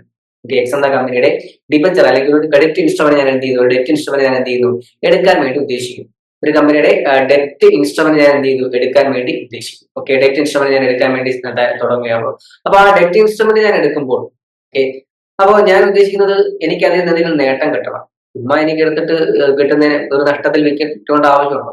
അപ്പൊ ഞാൻ ആ നല്ല ഒരു കമ്പനിയുടെ ഡിബഞ്ചർ എടുക്കുമ്പോൾ അല്ലെങ്കിൽ ഡെറ്റ് ഇൻസ്ട്രുമെന്റ് എടുക്കുമ്പോൾ ഞാൻ ചിലപ്പോൾ എടുക്കുന്നത് 90 രൂപയ്ക്ക് എടുക്കുന്നെങ്കിൽ ഞാൻ വിൽക്കാനായത് എത്ര രൂപയ്ക്കായിരിക്കും, 100 രൂപയ്ക്കായിരിക്കും. കാരണം എനിക്ക് അതിൽ എന്തെങ്കിലും ഒരു പ്രോഫിറ്റ് അല്ലെങ്കിൽ ഒരു ഗെയിൻ എനിക്ക് എന്തെങ്കിലും കിട്ടണ്ട. എനിക്ക് എന്തെങ്കിലും ഒരു നേട്ടമില്ലാതെ ഞാൻ അതെടുത്തിട്ട് കാര്യമില്ലല്ലോ. സോ എപ്പോഴും എന്ത് ചെയ്യുന്നു, ഒരു ഡെറ്റ് ഇൻസ്ട്രുമെന്റ് എന്ത് ചെയ്യുന്നു, വിൽക്കുന്നതിനെക്കാട്ടി കൂടുതൽ പൈസക്കായിരിക്കും എന്ത് ചെയ്യുന്നത്, അത് റെഡീം ചെയ്ത്. ഓക്കെ, ഒരു എക്സാമ്പിൾ നമുക്ക് എന്ത് ചെയ്യുന്നത്, നമുക്ക് ഡിസ്കസ് ചെയ്യുന്ന example. For example, A buyer of rupees 100, a buyer of rupees 100 bond or debentures may receive an interest at 6% for 1 year in one of the following ways. ഇപ്പൊ 100 രൂപ വില വരുന്ന ഡിബഞ്ചറോ ബോണ്ടോ 6% ഇൻട്രസ്റ്റ് എന്ത് ചെയ്യാം, ഒരു ബയർക്ക് എന്ത് ചെയ്യാം, മേടിക്കാൻ പറ്റുന്ന രണ്ട് വഴികളാണ്. He or she pay rupees 100 at the time of investment and receives rupees 106 at the end of 1 year. അതായത് 6 രൂപ ഇൻട്രസ്റ്റ് റേറ്റ് ഉള്ള ഒരു ഡിബഞ്ചർ അയാൾ എടുക്കുകയാണെങ്കിൽ, ഡിബഞ്ചറോ ബോണ്ടോ അയാൾ എടുക്കുകയാണെങ്കിൽ, അയാൾ 100 രൂപ കൊടുത്തിട്ടാണ് എന്ത് ചെയ്യുന്നത്, ആ ഡിബഞ്ചറോ ബോണ്ടോ എന്ത് ചെയ്യുന്നത്, അയാൾ 100 രൂപ കൊടുത്തിട്ടാണ് എന്ത് ചെയ്യുന്നത്, അയാൾ ആ ഡിബഞ്ചറോ അല്ലെങ്കിൽ ആ ബോണ്ടോ എന്ത് ചെയ്യുന്നത്, അയാൾ എടുക്കുന്നത്. അപ്പൊ പകരം എന്ത് ചെയ്യാം, അയാൾക്ക് ഒരു 106 രൂപ എന്ത് ചെയ്യുന്നു, പകരം അയാൾക്ക് എന്ത് ചെയ്യുന്നു, അയാൾക്ക് കിട്ടും. ഓക്കെ, അതായത് 6% ഇൻട്രസ്റ്റ്, 100ന്റെ 6% എന്ന് പറയുമ്പോൾ എത്ര ആയിരിക്കും, 6 രൂപയായിരിക്കും. അപ്പൊ 106 രൂപ എന്ത് ചെയ്യുന്നു, എനിക്ക് തിരിച്ച് എന്ത് ചെയ്യുന്നു, കിട്ടുന്നത്. അതായത് ഞാൻ എന്ത് ചെയ്യുന്നു, അതിന്റെ മെച്യൂരിറ്റി പീരീഡ് കഴിഞ്ഞ് ഇത് ഞാൻ തിരിച്ച് കമ്പനിക്ക് കൊടുക്കുമ്പോൾ എന്ത് ചെയ്യുന്നു, 106 രൂപ എനിക്ക് എന്ത് ചെയ്യുന്നു, എനിക്ക്. മറ്റൊരു വഴി എന്ന് പറഞ്ഞാൽ ചിലപ്പോൾ എന്ത് ചെയ്യുന്നു, അയാൾ 94.3 94 30 പൈസ മുടക്കി എന്ത് ചെയ്യുന്നു, അയാൾ ഷെയർ എടുത്തു, 6% ഇൻട്രസ്റ്റ് എടുത്തു കഴിഞ്ഞാൽ അയാൾക്ക് എന്ത് ചെയ്യാം, അത് റെഡീം ചെയ്ത് തിരിച്ചു കൊടുക്കുന്ന സമയത്ത് എന്ത് ചെയ്യും, അയാൾക്ക് 100 രൂപയ്ക്ക് എന്ത് ചെയ്യും, അയാൾക്ക് തിരിച്ചു കിട്ടുന്നു. അവിടെ എന്താണ്, അയാൾക്ക് ലാഭമാണ്. അതിൽ 100 രൂപ എന്ന് പറയുന്ന റിഡംഷൻ പ്രൈസും 94.30 പൈസ എന്ന് പറയുന്നത് എന്തായിരിക്കും, അത് ഇഷ്യൂ പ്രൈസും ആയിരിക്കും. സോ ആ സെക്യൂരിറ്റി അല്ലെങ്കിൽ ആ ഡിബഞ്ചർ ഇഷ്യൂ ചെയ്ത പ്രൈസ് എന്ന് പറയുന്നത് 94.30 പൈസയാണെങ്കിൽ അത് റിഡീം ചെയ്യുന്ന എത്ര രൂപയ്ക്കായിരിക്കും, 100 രൂപയ്ക്കായിരിക്കും. എത്ര രൂപയ്ക്കാണോ ഒരു ഷെയർ അല്ലെങ്കിൽ ഒരു ഡിബഞ്ചർ ഇഷ്യൂ ചെയ്യുന്നത് അതിനേക്കാളും കൂടുതൽ വിലയ്ക്കായിരിക്കും എന്ത് ചെയ്യുന്നത്, അത് എപ്പോഴും റിഡീം ചെയ്ത് എടുക്കുന്നത്. ഡിഫറൻസ് ആണ് എന്ത്, അത് മേടിക്കുന്ന ആൾക്കുള്ള ഇൻട്രസ്റ്റ് അല്ലെങ്കിൽ അയാൾക്കുള്ള ഗെയിൻ എന്ന് പറയും. അപ്പൊ ഞാൻ 10,000 രൂപയ്ക്കാണ് ഷെയർ എടുക്കുന്നെങ്കിൽ എനിക്ക് 10,000 രൂപയുടെ ബോണ്ടാണ് ഞാൻ എന്ത് ചെയ്യുന്നത് എടുക്കുന്നത്. എനിക്ക് 10,000 എനിക്ക് എന്ത് ചെയ്യും, എനിക്ക് ഗെയിൻ ആയിട്ട് കിട്ടുന്നു. മനസ്സിലായില്ലേ? അപ്പൊ അതൊക്കെ എന്താണ്, എനിക്ക് കിട്ടുന്ന പ്രോഫിറ്റ് ആണ്, 100 രൂപ പ്രോഫിറ്റ് ആണ്. ഓക്കെ, അപ്പൊ നമുക്ക് എന്തെങ്കിലും ഒരു നേട്ടം ഉണ്ടാക്കാൻ വേണ്ടിയാണ് എന്ത് ചെയ്യുന്നത്, ഒരു പ്രോഫിറ്റ് ഏൺ ചെയ്യാൻ വേണ്ടിയാണ് എന്ത് ചെയ്യുന്നത്, എപ്പോഴും നമ്മൾ ഇത്തരത്തിലുള്ള ക്രെഡിറ്റർഷിപ്പ് സെക്യൂരിറ്റീസ് നമ്മൾ കൂടുതലും. ഓക്കെ, നെക്സ്റ്റ് നമുക്ക് നോക്കേണ്ടത് ക്രെഡിറ്റഡ് സെക്യൂരിറ്റീസ് 2 ടൈപ്പാണുള്ളത്, പബ്ലിക് ഡെറ്റ് ഇൻസ്ട്രുമെന്റും private debt. Okay, public debt എന്ന് പറയുമ്പോൾ കൂടുതൽ എന്തായിരിക്കും, പബ്ലിക് ഡെറ്റ് എന്ന് പറയുമ്പോൾ നമ്മുടെ മനസ്സിൽ ആദ്യം ഓടി വരുന്നത് ഗവൺമെന്റ് ഗ്യാരണ്ടീഡ് ബോണ്ട്സ് ആണ് അല്ലെ. ഗവൺമെന്റ് ഗ്യാരണ്ടീഡ് ആയിട്ടുള്ള സെക്യൂരിറ്റീസ് ആണ് നമ്മൾ എന്ത് ചെയ്യുന്നത്, നമ്മുടെ മനസ്സിലേക്ക് ആദ്യം ഓടി വരുന്നത്. നോക്കാം എന്താണ്, government issue debt instrument for long and short periods. Government എന്ത് ചെയ്യാറുണ്ട്, ലോങ് ആൻഡ് ഷോർട്ട് പീരീഡ്സിലേക്ക് എന്ത് ചെയ്യാറുള്ള ഡിബഞ്ചേഴ്സ്, ബോൺസ് ഒക്കെ അല്ലെങ്കിൽ ഡെറ്റ് ഇൻസ്ട്രുമെന്റ്സ് ഇഷ്യൂ ചെയ്യാറുണ്ട്. They are rated the best in terms of quality and are risk free. അപ്പൊ എന്തായിരിക്കും, അത് ക്വാളിറ്റി ഉള്ള ഷെയർ ആയിരിക്കും, അതായത് റിസ്ക് ഫ്രീ ആയിരിക്കും. ഗവൺമെന്റ് ഗ്യാരണ്ടീഡ് ആയിട്ടുള്ളതാണ്, അതെന്തായിരിക്കും, റിസ്ക് ഫ്രീ ആയിരിക്കും. A common use to designate them as ഗേറ്റ് എഡ്ജ്ഡ് സെക്യൂരിറ്റീസ്. അപ്പൊ ഗവൺമെന്റ് ഗ്യാരണ്ടീഡ് ആയിട്ടുള്ള സെക്യൂരിറ്റീസിനെ പറയുന്ന പേരാണ് ഗേറ്റ് എഡ്ജ്ഡ് സെക്യൂരിറ്റീസ്. അത് നോട്ട് ചെയ്ത് വെച്ചോണം, ആ ഒരു ഏരിയ, ആ ഒരു വേർഡ് നോട്ട് ചെയ്ത് വെച്ചോളാം. ഓക്കെ, ചിലപ്പോൾ എക്സാമിന് ചോദിക്കുന്നത് what is gate edged securities ആയിരിക്കും ചിലപ്പോൾ നിങ്ങൾ എക്സാമിന് ചോദിക്കും. സോ അത് നോട്ട് ചെയ്ത് വെച്ചിരിക്കുക. എന്താണ്, ഗവൺമെന്റ് ഗ്യാരണ്ടി ആയിട്ടുള്ള റിസ്ക് ഫ്രീ ആയിട്ടുള്ള ഡിബഞ്ചേഴ്സിന് അല്ലെങ്കിൽ ഡെറ്റ് ഇൻസ്ട്രുമെന്റ്സിനെ പറയുന്ന പേരാണ് gilt edged securities. Okay, note ചെയ്ത് വെച്ചോളാം. The 182-day treasury bills issued by the government of India are examples of short-term instruments. Okay, government issue ചെയ്യുന്ന ട്രഷറി ബില്ലുകളുണ്ട്. നിങ്ങൾ പഠിച്ചിട്ടുണ്ട് ട്രഷറി ബില്ലുകളെ കുറിച്ചും കൊമേഴ്സ്യൽ പേപ്പേഴ്സിനെ കുറിച്ചും നിങ്ങളെ മണി മാർക്കറ്റ് ഇൻസ്ട്രുമെന്റുകളെ കുറിച്ചും പഠിച്ചിട്ടുണ്ട്. അതിൽ ഗവൺമെന്റ് ഇഷ്യൂ ചെയ്യുന്നതാണ് ട്രഷറി ബില്ല് എന്ന് പറയുന്നത്. 182 ദിവസമാണ്, 182 ഡേയ്സ് ആണ് അതിന്റെ മെച്യൂരിറ്റി പീരീഡ് എന്ന് പറയുന്നത്. അപ്പൊ അതെന്തായിരിക്കും, അതൊരു ഷോർട്ട് ടേം ഇൻസ്ട്രുമെന്റ്സ് എക്സാമ്പിൾ ആണ്. State government allocate bodies also issue series of loans and bonds. State ഗവൺമെന്റ്സും സെൻട്രൽ ഗവൺമെന്റ്സും ലോക്കൽ ഗവൺമെന്റ്സ് ഒക്കെ എന്ത് ചെയ്യാറുണ്ട്, ഇത്തരത്തിലുള്ള ബോണ്ടുകൾ എന്ത് ചെയ്യാറുണ്ട്, സീരീസ് ഓഫ് ബോണ്ട്സ് എന്ത് ചെയ്യാറുണ്ട്, അവര് ഇഷ്യൂ ചെയ്യും. ഓക്കെ, ഇതാണ് പബ്ലിക് ഡെറ്റ് ഇൻസ്ട്രുമെന്റ്സിനെ കുറിച്ച് പറയുന്നത്. അപ്പൊ പബ്ലിക് ഡെറ്റ് ഇൻസ്ട്രുമെന്റ് എന്ന് പറയുന്നത് എന്തായിരിക്കും, ഇതൊരു ലോങ് ടേം, ഷോർട്ട് ടേം ആയി ലോങ് ടേം ആയി ഗവൺമെന്റ് ഇഷ്യൂ ചെയ്ത ഇൻസ്ട്രുമെന്റ് ആണ്. ഇവ എന്തായിരിക്കും, റിസ്ക് ഫ്രീ ആയിരിക്കും. ഇവ പറയുന്ന പേരെന്ന് പറയുന്നത് ഗിൽറ്റ് എഡ്ജ്ഡ് സെക്യൂരിറ്റീസ് ആണ്. എക്സാമ്പിൾ ചോദിക്കുകയാണെങ്കിൽ 182-day ഡേയ്സിൽ ഇഷ്യൂ ചെയ്യുന്ന ട്രഷറി ബിൽസ് ആണ് എന്ന് പറയുന്നത് ഈ ഷോർട്ട് ടേം ബോണ്ടുകൾക്കുള്ള ഒരു എക്സാമ്പിൾ എന്ന് പറയുന്നത്. ഓക്കെ, ഇനി അടുത്ത പ്രൈവറ്റ് ഡെറ്റ് ഇൻസ്ട്രുമെന്റ്, പ്രൈവറ്റ് പാർട്ടീസിന്റെ ആയിരിക്കും. ഓക്കെ, പേരിൽ തന്നെയുണ്ട് പ്രൈവറ്റ് പാർട്ടീസിന്റെ ആയിരിക്കും. These are the issued by private business organisations which are incorporated as organizations under the Organizations Act 1956 അല്ലെങ്കിൽ Companies Act 1956 ഓർ എന്ത് ചെയ്യാം, ഇപ്പൊ പുതിയൊരു ആക്ട് വന്നേക്കുന്നത് എന്താണ് 2018 വന്നുണ്ട്, 2013 വന്നുണ്ട്, കമ്പനീസ് ആക്ട് വന്നിട്ടുണ്ട്. ഇപ്പൊ പ്രൈവറ്റ് ഡെറ്റ് ഇൻസ്ട്രുമെന്റ്, ഇപ്പൊ പ്രൈവറ്റ് ബിസിനസ് ഓർഗനൈസേഷൻസ് ഇഷ്യൂ ചെയ്യുന്ന ഡെറ്റ് ഇൻസ്ട്രുമെന്റുകൾ എന്നൊക്കെ എന്ന് പറയാം പ്രൈവറ്റ് ഡെറ്റ് ഇൻസ്ട്രുമെന്റ്സ് നമുക്ക് പറയാം. ഓക്കെ, അപ്പൊ ഏത് പ്രൈവറ്റ് ഓർഗനൈസേഷൻ ആയിരിക്കും? കമ്പനീസ് ആക്ട് അല്ലെങ്കിൽ ഓർഗനൈസേഷൻസ് ആക്ട് 1956 പ്രകാരം ഇൻകോർപ്പറേറ്റ് ചെയ്തിട്ടുള്ള ഓർഗനൈസേഷൻസ് ആണ് എന്ത് ചെയ്യുന്നത്, ഇത്തരത്തിലുള്ള പ്രൈവറ്റ് ഡെറ്റ് ഇൻസ്ട്രുമെന്റ്സ് ഇഷ്യൂ ചെയ്യുന്നത്. അവർക്ക് മാത്രമേ പ്രൈവറ്റ് ഡെറ്റ് ഇൻസ്ട്രുമെന്റ്സ് ഇഷ്യൂ ചെയ്യാനുള്ള റൈറ്റ് ഉള്ളൂ. അതായത് കമ്പനീസ് ആക്ട് 1956 പ്രകാരമോ അല്ലെങ്കിൽ 2013 പ്രകാരമോ ഇൻകോർപ്പറേറ്റ് ചെയ്തിട്ടുള്ള അല്ലെങ്കിൽ രജിസ്റ്റർ ചെയ്തിട്ടുള്ള ഓർഗനൈസേഷൻസിനാണ് എന്ത് ചെയ്യാൻ പറ്റുന്നത്, പ്രൈവറ്റ് ഡെറ്റ് ഇൻസ്ട്രുമെന്റ്സ് ഇഷ്യൂ ചെയ്യാൻ സാധിക്കുന്നത്. Generally these instruments are secured by mortgage on fixed asset of our organisation. ഇത്തരത്തിലുള്ള ഇൻസ്ട്രുമെന്റ്സുകൾക്ക് എന്താണ് ഒരു ബാക്കപ്പ് ഉള്ളത്, മോർഗേജ് ഉള്ളത് ആ ഓർഗനൈസേഷൻ ഫിക്സ്ഡ് അസറ്റ് ആണ്. ആ ഓർഗനൈസേഷൻസിലെ ഫിക്സ്ഡ് അസറ്റ് ആണ് എന്ത് ചെയ്യുന്നത്, ഇവയ്ക്ക് മോർഗേജ് ആയിട്ട് അല്ലെങ്കിൽ മോർഗേജ് മീൻസ് പണയ വസ്തുവായി വെക്കുന്ന എന്തായിരിക്കും, അവിടുത്തെ ഫിക്സ്ഡ് അസറ്റ് ആയിരിക്കും വെക്കുന്നത്. There are several variations. A very popular variety of such debentures are convertible, whereby either the whole or part of the par value of debenture is convertible on expiry of a stipulated period after issue. അതായത് ഈ പല private ഇൻസ്ട്രുമെന്റ്സിന് പല varieties ഉണ്ട്. അതായത് ഒരു fixed period കഴിഞ്ഞാൽ ഇവയെ നമ്മൾ എന്ത് ചെയ്യുന്നു, കൺവേർട്ട് ചെയ്യുന്നു. എങ്ങനെ കൺവേർട്ട് ചെയ്യുന്നു? ഇക്വിറ്റി ഷെയർ ആയിട്ട് കൺവേർട്ട് ചെയ്യുന്നു. കൺവർട്ടബിൾ ഡിബഞ്ചേഴ്സ് ഇത് എന്ത് ചെയ്യുന്നു, ഒരു പർട്ടിക്കുലർ പീരീഡ് കഴിയുമ്പോൾ ഇത് എന്തായി മാറുന്നു, ഇതൊരു ഇക്വിറ്റി ഷെയർ ആയിട്ട് എന്ത് ചെയ്യുന്നു, കൺവേർട്ട് ചെയ്യുന്നു. ഓക്കെ, അതായത് ഇപ്പൊ ഞാൻ നമ്മുടെ ഡിബഞ്ചർ എടുത്തു കഴിഞ്ഞാൽ ഞാൻ ഇൻട്രസ്റ്റ് മേടിക്കുന്നു, ഒരു പർട്ടിക്കുലർ പീരീഡ് കഴിഞ്ഞിട്ട് അവര് റെഡീം ചെയ്തെടുത്തില്ല എങ്കിൽ ഇത് എന്തായി മാറും, ഇക്വിറ്റി ഷെയർ ആയിട്ട് മാറും. ഇക്വിറ്റി ഷെയർ ആയുള്ള ഗുണം എന്താണ്, എനിക്ക് ആ കമ്പനിയിൽ എനിക്ക് റൈറ്റ് ഉണ്ട്. ഞാനൊരു ക്രെഡിറ്റർ അല്ല, കമ്പനിയുടെ ഇക്വിറ്റി ഷെയർ ഹോൾഡറാണ്. കമ്പനിയുടെ ഡിവിഡൻഡ് കിട്ടാൻ എനിക്ക് അധികാരമുണ്ട്, പ്രോഫിറ്റിന്റെ ഒരു പാർട്ട് എനിക്ക് കിട്ടാൻ എനിക്ക് അധികാരമുണ്ട്, എനിക്ക് റൈറ്റ് ഉണ്ട്. കമ്പനിയിലിരിക്കുന്നത് എനിക്ക് പ്രത്യേക റൈറ്റ് എനിക്ക് എന്ത് ചെയ്യുന്നു, കിട്ടുന്നു. ഇക്വിറ്റി ഷെയർ ആണ്. ഓക്കെ, അപ്പൊ പബ്ലിക് ഡെറ്റ് ഇൻസ്ട്രുമെന്റ്സിൽ ഏറ്റവും ഒരു വെറൈറ്റി ഉള്ളത് കൺവേർട്ടബിൾ ഡിബഞ്ചേഴ്സ് ആണ്. നോൺ കൺവേർട്ടബിൾ ഉണ്ട്, അത് കൺവേർട്ട് ചെയ്യാൻ പറ്റാതെ അങ്ങനെ പല ക്ലാസിഫിക്കേഷൻസ് മുമ്പ് ഉണ്ടായിരുന്നെങ്കിലും ഇപ്പോൾ ഏത് മാത്രമേ ഉള്ളൂ, കൺവേർട്ടബിൾ ഡിബഞ്ചേഴ്സ് എന്നുള്ള ക്ലാസിഫിക്കേഷൻ മാത്രമേ ഇപ്പോൾ ഉള്ളൂ. അടുത്തത് നമുക്ക് നോക്കാനുള്ളത് ഓണർഷിപ്പ് സെക്യൂരിറ്റീസിനെ കുറിച്ചാണ്. ഓക്കെ, ഓണർഷിപ്പ് സെക്യൂരിറ്റീസ് പേരിൽ തന്നെയുള്ളത് ഇക്വിറ്റീസ് ആയിരിക്കും, ഓണർഷിപ്പ് ആണ്. ഞാൻ നേരത്തെ പറഞ്ഞത് നിങ്ങൾക്ക് എന്താണ്, ഒരു കൺവേർട്ടബിൾ ഡിബഞ്ചർ ആകുമ്പോൾ നിങ്ങൾക്ക് റൈറ്റ് കിട്ടും, നിങ്ങൾക്ക് ഒരു ഓണർഷിപ്പ് കിട്ടുകയാണ്. ഓക്കെ, അത് ഈ ഒരു ഫിക്സഡ് ടൈം കഴിയുമ്പോൾ തിരിച്ചു കൊടുക്കണമെന്ന് ആരും പറയില്ല. എനിക്ക് ഇഷ്ടമുണ്ടെങ്കിൽ കൊടുത്താൽ മതി, ഇല്ലെങ്കിൽ എന്ത് ചെയ്യേണ്ട, നിർബന്ധമായിട്ട് ഒരു കമ്പനിക്ക് തിരിച്ചു കൊടുക്കേണ്ട ആവശ്യമില്ല. അതെനിക്ക് കിട്ടുന്ന ഒരു ഓണർഷിപ്പ് റൈറ്റ് ആണ്. These instruments are called equities because investor who invest in them get a right to share residual profit. അപ്പൊ ഇക്വിറ്റി ഷെയറിൽ ഇൻവെസ്റ്റ് ചെയ്ത് കഴിഞ്ഞാൽ ആ ഇൻവെസ്റ്ററിന് കിട്ടുന്ന റൈറ്റ് എന്താണ്, അയാൾക്ക് അവിടുത്തെ പ്രോഫിറ്റിൽ എന്തുണ്ട്, റൈറ്റ്. കിട്ടുന്ന ലാഭത്തിന്റെ ഒരു പങ്ക് പറ്റാനുള്ള അധികാരം ആർക്കുണ്ടായിരിക്കും, ഇക്വിറ്റി ഷെയർ പർച്ചേസ് ചെയ്യുന്ന അല്ലെങ്കിൽ ഇക്വിറ്റി ഷെയർ ഇൻവെസ്റ്റ് ചെയ്യുന്ന ഒരു ഇൻവെസ്റ്ററിന് ഉണ്ടായിരിക്കും. Equity investments may acquire indirectly or directly even through a hybrid instrument known as preference shares. ചിലപ്പോൾ ഇക്വിറ്റി ഷെയർസിന് എന്ത് ചെയ്യാം, ഡയറക്റ്റ് ആയിട്ട് ഇൻഡയറക്റ്റ് ആയിട്ടൊക്കെ ചെയ്യാം. ഇതിനൊരു പ്രധാന രണ്ട് ക്ലാസിഫിക്കേഷൻസ് ഉണ്ട്. നമുക്ക് രണ്ട് ഷെയറുകളാണ് ഉള്ളതിനകത്ത്, ഇക്വിറ്റി ഷെയറും പ്രിഫറൻസ് ഷെയർസും. നമുക്ക് രണ്ട് രീതിയിൽ ക്ലാസിഫൈ ചെയ്യാം. എന്താണ്, ഇൻഡയറക്ട് സെക്യൂരിറ്റീസും ഡയറക്ട് സെക്യൂരിറ്റീസും നമുക്ക് എന്ത് ചെയ്യാം, നമുക്ക് ഇതിനെ രണ്ടായി ക്ലാസിഫൈ ചെയ്യുന്നു.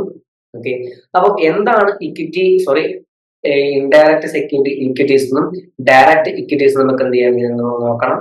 ഓണർഷിപ്പ് സെക്യൂരിറ്റി നമുക്ക് രണ്ടായി ക്ലാസിഫൈ ചെയ്യുന്നു, ഇൻഡയറക്ട് ഇക്വിറ്റീസ് എന്നും ഡയറക്ട് ഇക്വിറ്റീസ് എന്നും. അല്ലെങ്കിൽ ഇതിനെ പറയുന്ന മറ്റൊരു പേരാണ് ഇക്വിറ്റി ഷെയർ എന്നും preference share. Okay, indirect equities എന്ന് പറയുമ്പോൾ the investors acquire special instruments of institutions who take the buy or sell decisions on behalf of the investor. എന്ത് ചെയ്യുന്നു, ഇൻവെസ്റ്ററിന് വേണ്ടി എന്ത് ചെയ്യുന്നു, ഷെയർ വാങ്ങുകയും വിൽക്കുകയൊക്കെ ചെയ്യുന്നു. ഓക്കെ, ഇൻവെസ്റ്ററിന് വേണ്ടിയിട്ടാണ് എന്ത് ചെയ്യുന്നത്, ഷെയറും വാങ്ങുകയും വിൽക്കുകയും ചെയ്യുന്നത് ഏത്, indirect securities. Such institutions R unit trust or mutual funds. Unit trust, mutual funds ഇവയൊക്കെ എന്ത് ചെയ്യുന്നു, ഇൻവെസ്റ്റേഴ്സിന് വേണ്ടി എന്ത് ചെയ്യുന്നു, ഷെയർ വാങ്ങുകയും വിൽക്കുകയും ചെയ്യുന്നു. അവരാണ് എന്ന് പറയുന്നത് ഇൻഡയറക്ട് ഇക്വിറ്റീസ് എന്ന് പറയുന്നത്. And individual who buy units get a dividend from the income of the trust or mutual fund after meeting all expense of management. നമ്മൾ എന്ത് ചെയ്യുന്നു, എന്തിനായിരിക്കും ഒരു ഇൻഡിവിജ്വൽ ഇക്വിറ്റി ഷെയർ എടുക്കുന്നത്? അയാൾക്ക് റെഗുലർ ആയിട്ട് എന്ത് ചെയ്യണം, ഒരു ഡിവിഡന്റ് ഇൻകം കിട്ടുന്നതിന് വേണ്ടിയിട്ട്. ഞാനിപ്പോൾ ഷെയർ എടുക്കുന്നതായിരിക്കും ഒരു റെഗുലർ ഡിവിഡന്റ് കിട്ടുന്നതിന് വേണ്ടിയിട്ട്, എനിക്കൊരു ഇൻകം കിട്ടുന്നതിന് വേണ്ടിയാണ് എന്ത് ചെയ്യുന്നത്, എപ്പോഴും ഒരാൾ ഷെയർ എടുക്കുന്നത്. The units can bought from and sold to the institution at a sale and repurchase price announced from time to time. നമുക്ക് എന്ത് ചെയ്യാം, എപ്പോഴും വാങ്ങി വിൽക്കുകയൊക്കെ എന്ത് ചെയ്യാം, ഒരു ടൈം അനുസരിച്ച് ഇതിന്റെ റേറ്റിൽ എന്ത് ചെയ്യുന്നുണ്ട്, ഷെയറിന്റെ റേറ്റിലൊക്കെ എന്ത് ചെയ്യുന്നുണ്ട്, അങ്ങോട്ടും ഇങ്ങോട്ടൊക്കെ വ്യത്യാസങ്ങൾ വരും. അതനുസരിച്ച് എനിക്ക് എന്ത് ചെയ്യാം, ഇത് വാങ്ങാനും വിൽക്കാനും എന്ത് ചെയ്യുന്നു, എനിക്ക്. അടുത്തത് ഡയറക്റ്റ് ഇക്വിറ്റീസ് ആണ്. The investor can subscribe directly to the equity issue placed on the market by new organizations or by existing organizations. എനിക്ക് എന്ത് ചെയ്യാം, ഡയറക്റ്റ് ആയിട്ട് എനിക്ക് വേണമെങ്കിൽ എന്ത് ചെയ്യാം, ഒരു കമ്പനി ഷെയർ ഒരു ഇന്റർമീഡിയറിയോ അല്ലെങ്കിൽ യൂണിറ്റ് ട്രസ്റ്റിന്റെയോ മ്യൂച്വൽ ഫണ്ട്സിന്റെ സഹായമില്ലാതെ എനിക്ക് എന്ത് ചെയ്യാം, എനിക്ക് ഷെയറുകൾ പർച്ചേസ് ചെയ്യാം. അവയാണ് ഡയറക്റ്റ് ഇക്വിറ്റീസ് എന്ന് പറയുന്നത്. If she or he already A share holder of an existing organisation which enter the capital market for additional issue of equity shares, such an investor would get a pro rata right to subscribe on a pre-emptive basis to the new issue known as right to share. ഇപ്പൊ ഞാനൊരു കമ്പനിയുടെ existing share holder ആണ്. ഞാനൊരു കമ്പനിയുടെ X എന്ന കമ്പനിയുടെ existing share holder ആണ് ഞാൻ. ആ എക്സ് എന്ന കമ്പനിക്ക് പുതിയ ഒരു ഷെയർ എന്ത് ചെയ്യുന്നു, ഇഷ്യൂ ചെയ്യുന്നു. പുതിയ ഷെയർ എന്ത് ചെയ്യുന്നു, ഇഷ്യൂ ചെയ്യാൻ തുടങ്ങുകയാണ്. അപ്പോൾ എനിക്കുന്നുണ്ട് എക്സിസ്റ്റിംഗ് ഷെയർ ഹോൾഡർ ആയിട്ടുള്ള എനിക്കൊരു പ്രത്യേക റൈറ്റ് ഉണ്ട്, ഒരു പ്രീ എംപ്റ്റീവ് റൈറ്റ് ഉണ്ട്. അതിനകത്ത് ഒരു ഷെയർ കിട്ടാനുള്ള ഒരു പ്രീ എംപ്റ്റീവ് ഷെയർ ഉണ്ട്. അവയെ പറയുന്ന പേരാണ് റൈറ്റ് ഷെയർസ്. അത് എല്ലാവർക്കും കൊടുക്കത്തില്ല, റൈറ്റ് ഷെയർസ് ചെയ്തില്ല, എല്ലാവർക്കും കൊടുക്കത്തില്ല. കമ്പനിയിൽ ഏറ്റവും കൂടുതൽ ഒരുപാട് ഷെയർസ് ഉള്ള, ഇപ്പൊ എനിക്കൊരു കമ്പനിയുടെ ഒരു 60% ഷെയർ എനിക്കുണ്ടെങ്കിൽ തീർച്ചയായിട്ടും എനിക്ക് പുതിയ ഷെയർ ഇഷ്യൂ ചെയ്യുമ്പോൾ എനിക്കത് കിട്ടാനുള്ള റൈറ്റ് ഉണ്ട്. ഇനി മെജോറിറ്റി ഷെയർസ് ഒക്കെ ഒരുപാട് ഷെയർസ് ആർക്കൊക്കെയാണോ ഉള്ളത്, കൂടുതൽ ഷെയർസ് ഉള്ളവർ, അവർക്കൊക്കെയാണ് എന്ത് ചെയ്യുന്നത്, ഇത്തരത്തിലുള്ള റൈറ്റ് ഷെയർസ് കിട്ടുന്ന റൈറ്റ് കൊണ്ടോ. എല്ലാവർക്കും കിട്ടത്തില്ല. ഒരു എക്സാമ്പിൾ ആയിട്ട് പറയുകയാണ്, എക്സിസ്റ്റിംഗ് ഷെയർ ഹോൾഡർ എന്ത് ചെയ്യാം, അയാൾക്ക് പൊതുവെ എന്ത് ചെയ്യണം, റൈറ്റ് ഷെയർ കിട്ടാനുള്ള ഒരു പ്രീ എംപ്റ്റീവ് റൈറ്റ് ഉണ്ട്. അയാൾക്ക് പുതിയ ഷെയർ ഇഷ്യൂ ചെയ്യുമ്പോൾ അയാൾക്ക് ആ ഒരു ഷെയർ കിട്ടാനുള്ള റൈറ്റ് ആർക്കുണ്ടായിരിക്കും, ഒരു എക്സിസ്റ്റിംഗ് ഷെയർ ഹോൾഡർ ഉണ്ടായിരിക്കും. പക്ഷെ പൊതുവെ കമ്പനികൾ ആർക്കേ കൊടുക്കാറുള്ളൂ, large number of shares hold ചെയ്തിട്ടുള്ളവർക്കൊക്കെ എന്ത് ചെയ്യാറുള്ളൂ, റൈറ്റ് ഷെയർസ് കൊടുക്കാറ്. അപ്പോൾ ഇതാണ് ഫിനാൻഷ്യൽ ഇൻസ്ട്രുമെന്റ്സിനെ കുറിച്ച് നമുക്ക് പറയാം. ജസ്റ്റ് നമുക്ക് ഒരു ഓവർ പറയാം ഫിനാൻഷ്യൽ ഇൻസ്ട്രുമെന്റ്സിനെ കുറിച്ച്. എന്തൊക്കെയായിരിക്കും ഫിനാൻഷ്യൽ ഇൻസ്ട്രുമെന്റ് എന്ന് പറയാൻ നമുക്ക് രണ്ടായി ക്ലാസ് ചെയ്യാം. ഓണർഷിപ്പ് സെക്യൂരിറ്റീസ് എന്നും ക്രെഡിറ്റർഷിപ്പ് സെക്യൂരിറ്റി എന്നും പറഞ്ഞ രണ്ടായി ക്ലാസ് പേ ചെയ്തു. ക്രെഡിറ്റർഷിപ്പ് സെക്യൂരിറ്റിനെ വീണ്ടും അഗൈൻ ക്ലാസ് ചെയ്തു പബ്ലിക് ഡെറ്റ് ഇൻസ്ട്രുമെന്റ് എന്നും പ്രൈവറ്റ് ഡെറ്റ് ഇൻസ്ട്രുമെന്റ് നമ്മൾ ക്ലാസ് ചെയ്തു. ഓണർഷിപ്പ് സെക്യൂരിറ്റീസിനെയും രണ്ടായി നമ്മൾ ക്ലാസ് ചെയ്തു. ഇൻഡയറക്ട് ഇക്വിറ്റീസ് എന്നും ഡയറക്ട് ഇക്വിറ്റീസ് നമ്മൾ ചെയ്തു രണ്ടായി ക്ലാസ് ചെയ്തു. ഈ മെയിൻ ഹെഡുകൾ എന്ത് ചെയ്യുക, ഒന്ന് ഓർത്തിരിക്കാൻ വേണ്ടി ശ്രമിക്കും. ഇത് നമുക്ക് നോക്കേണ്ടത് ഫിനാൻഷ്യൽ ഇന്റർമീഡിയറ്റ്സിനെ കുറിച്ചാണ്.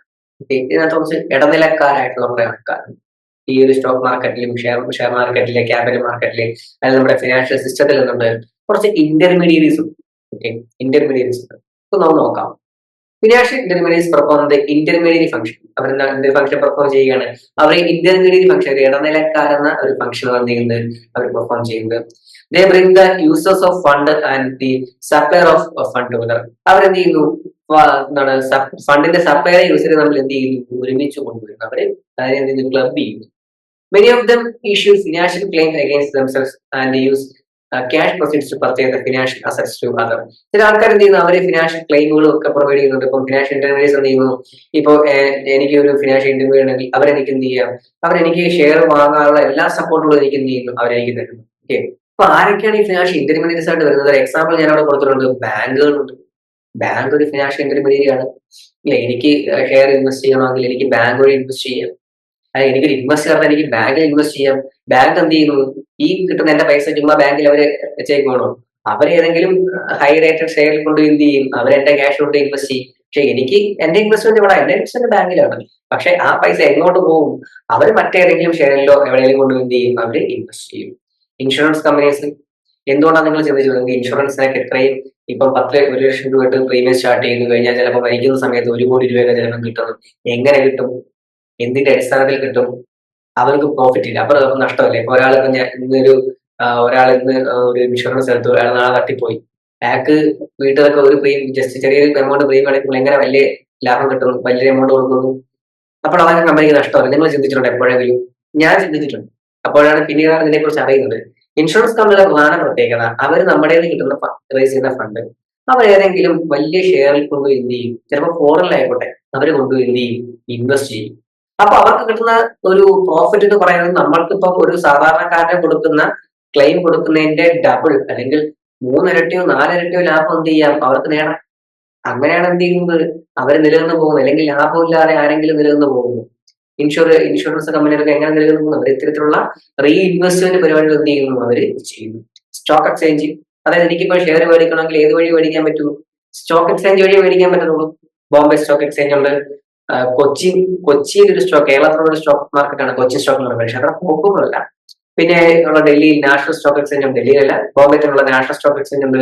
Bombay stock exchange, BSE NSE എന്നറിയപ്പെടുന്ന ബോംബെ സ്റ്റോക്ക് എക്സ്ചേഞ്ചും നാഷണൽ സ്റ്റോക്ക് എക്സ്ചേഞ്ച് ഉണ്ട്. അതുവഴി എനിക്ക് എന്ത് ചെയ്യാം? ഷെയർ മേടിക്കാം. മ്യൂച്വൽ ഫണ്ട് കമ്പനീസ്, ഇപ്പൊ നമ്മുടെ ഷെയർ പർച്ചേസ് ചെയ്ത് നമുക്ക് ഇൻവെസ്റ്റ് ചെയ്യാനായിട്ട് പല കമ്പനികളുണ്ട്. ക്രെഡിറ്റ് യൂണിയൻസ് ഉണ്ട്. ഇവരൊക്കെ വഴി നമുക്ക് എന്ത് ചെയ്യാം? ഒരു ഷെയർ പർച്ചേസ് ചെയ്യാൻ അല്ലെങ്കിൽ ഇൻവെസ്റ്റ്മെന്റ് നടത്താനൊക്കെ എന്ത് ചെയ്യും? നമുക്ക് സാധിക്കുന്നു.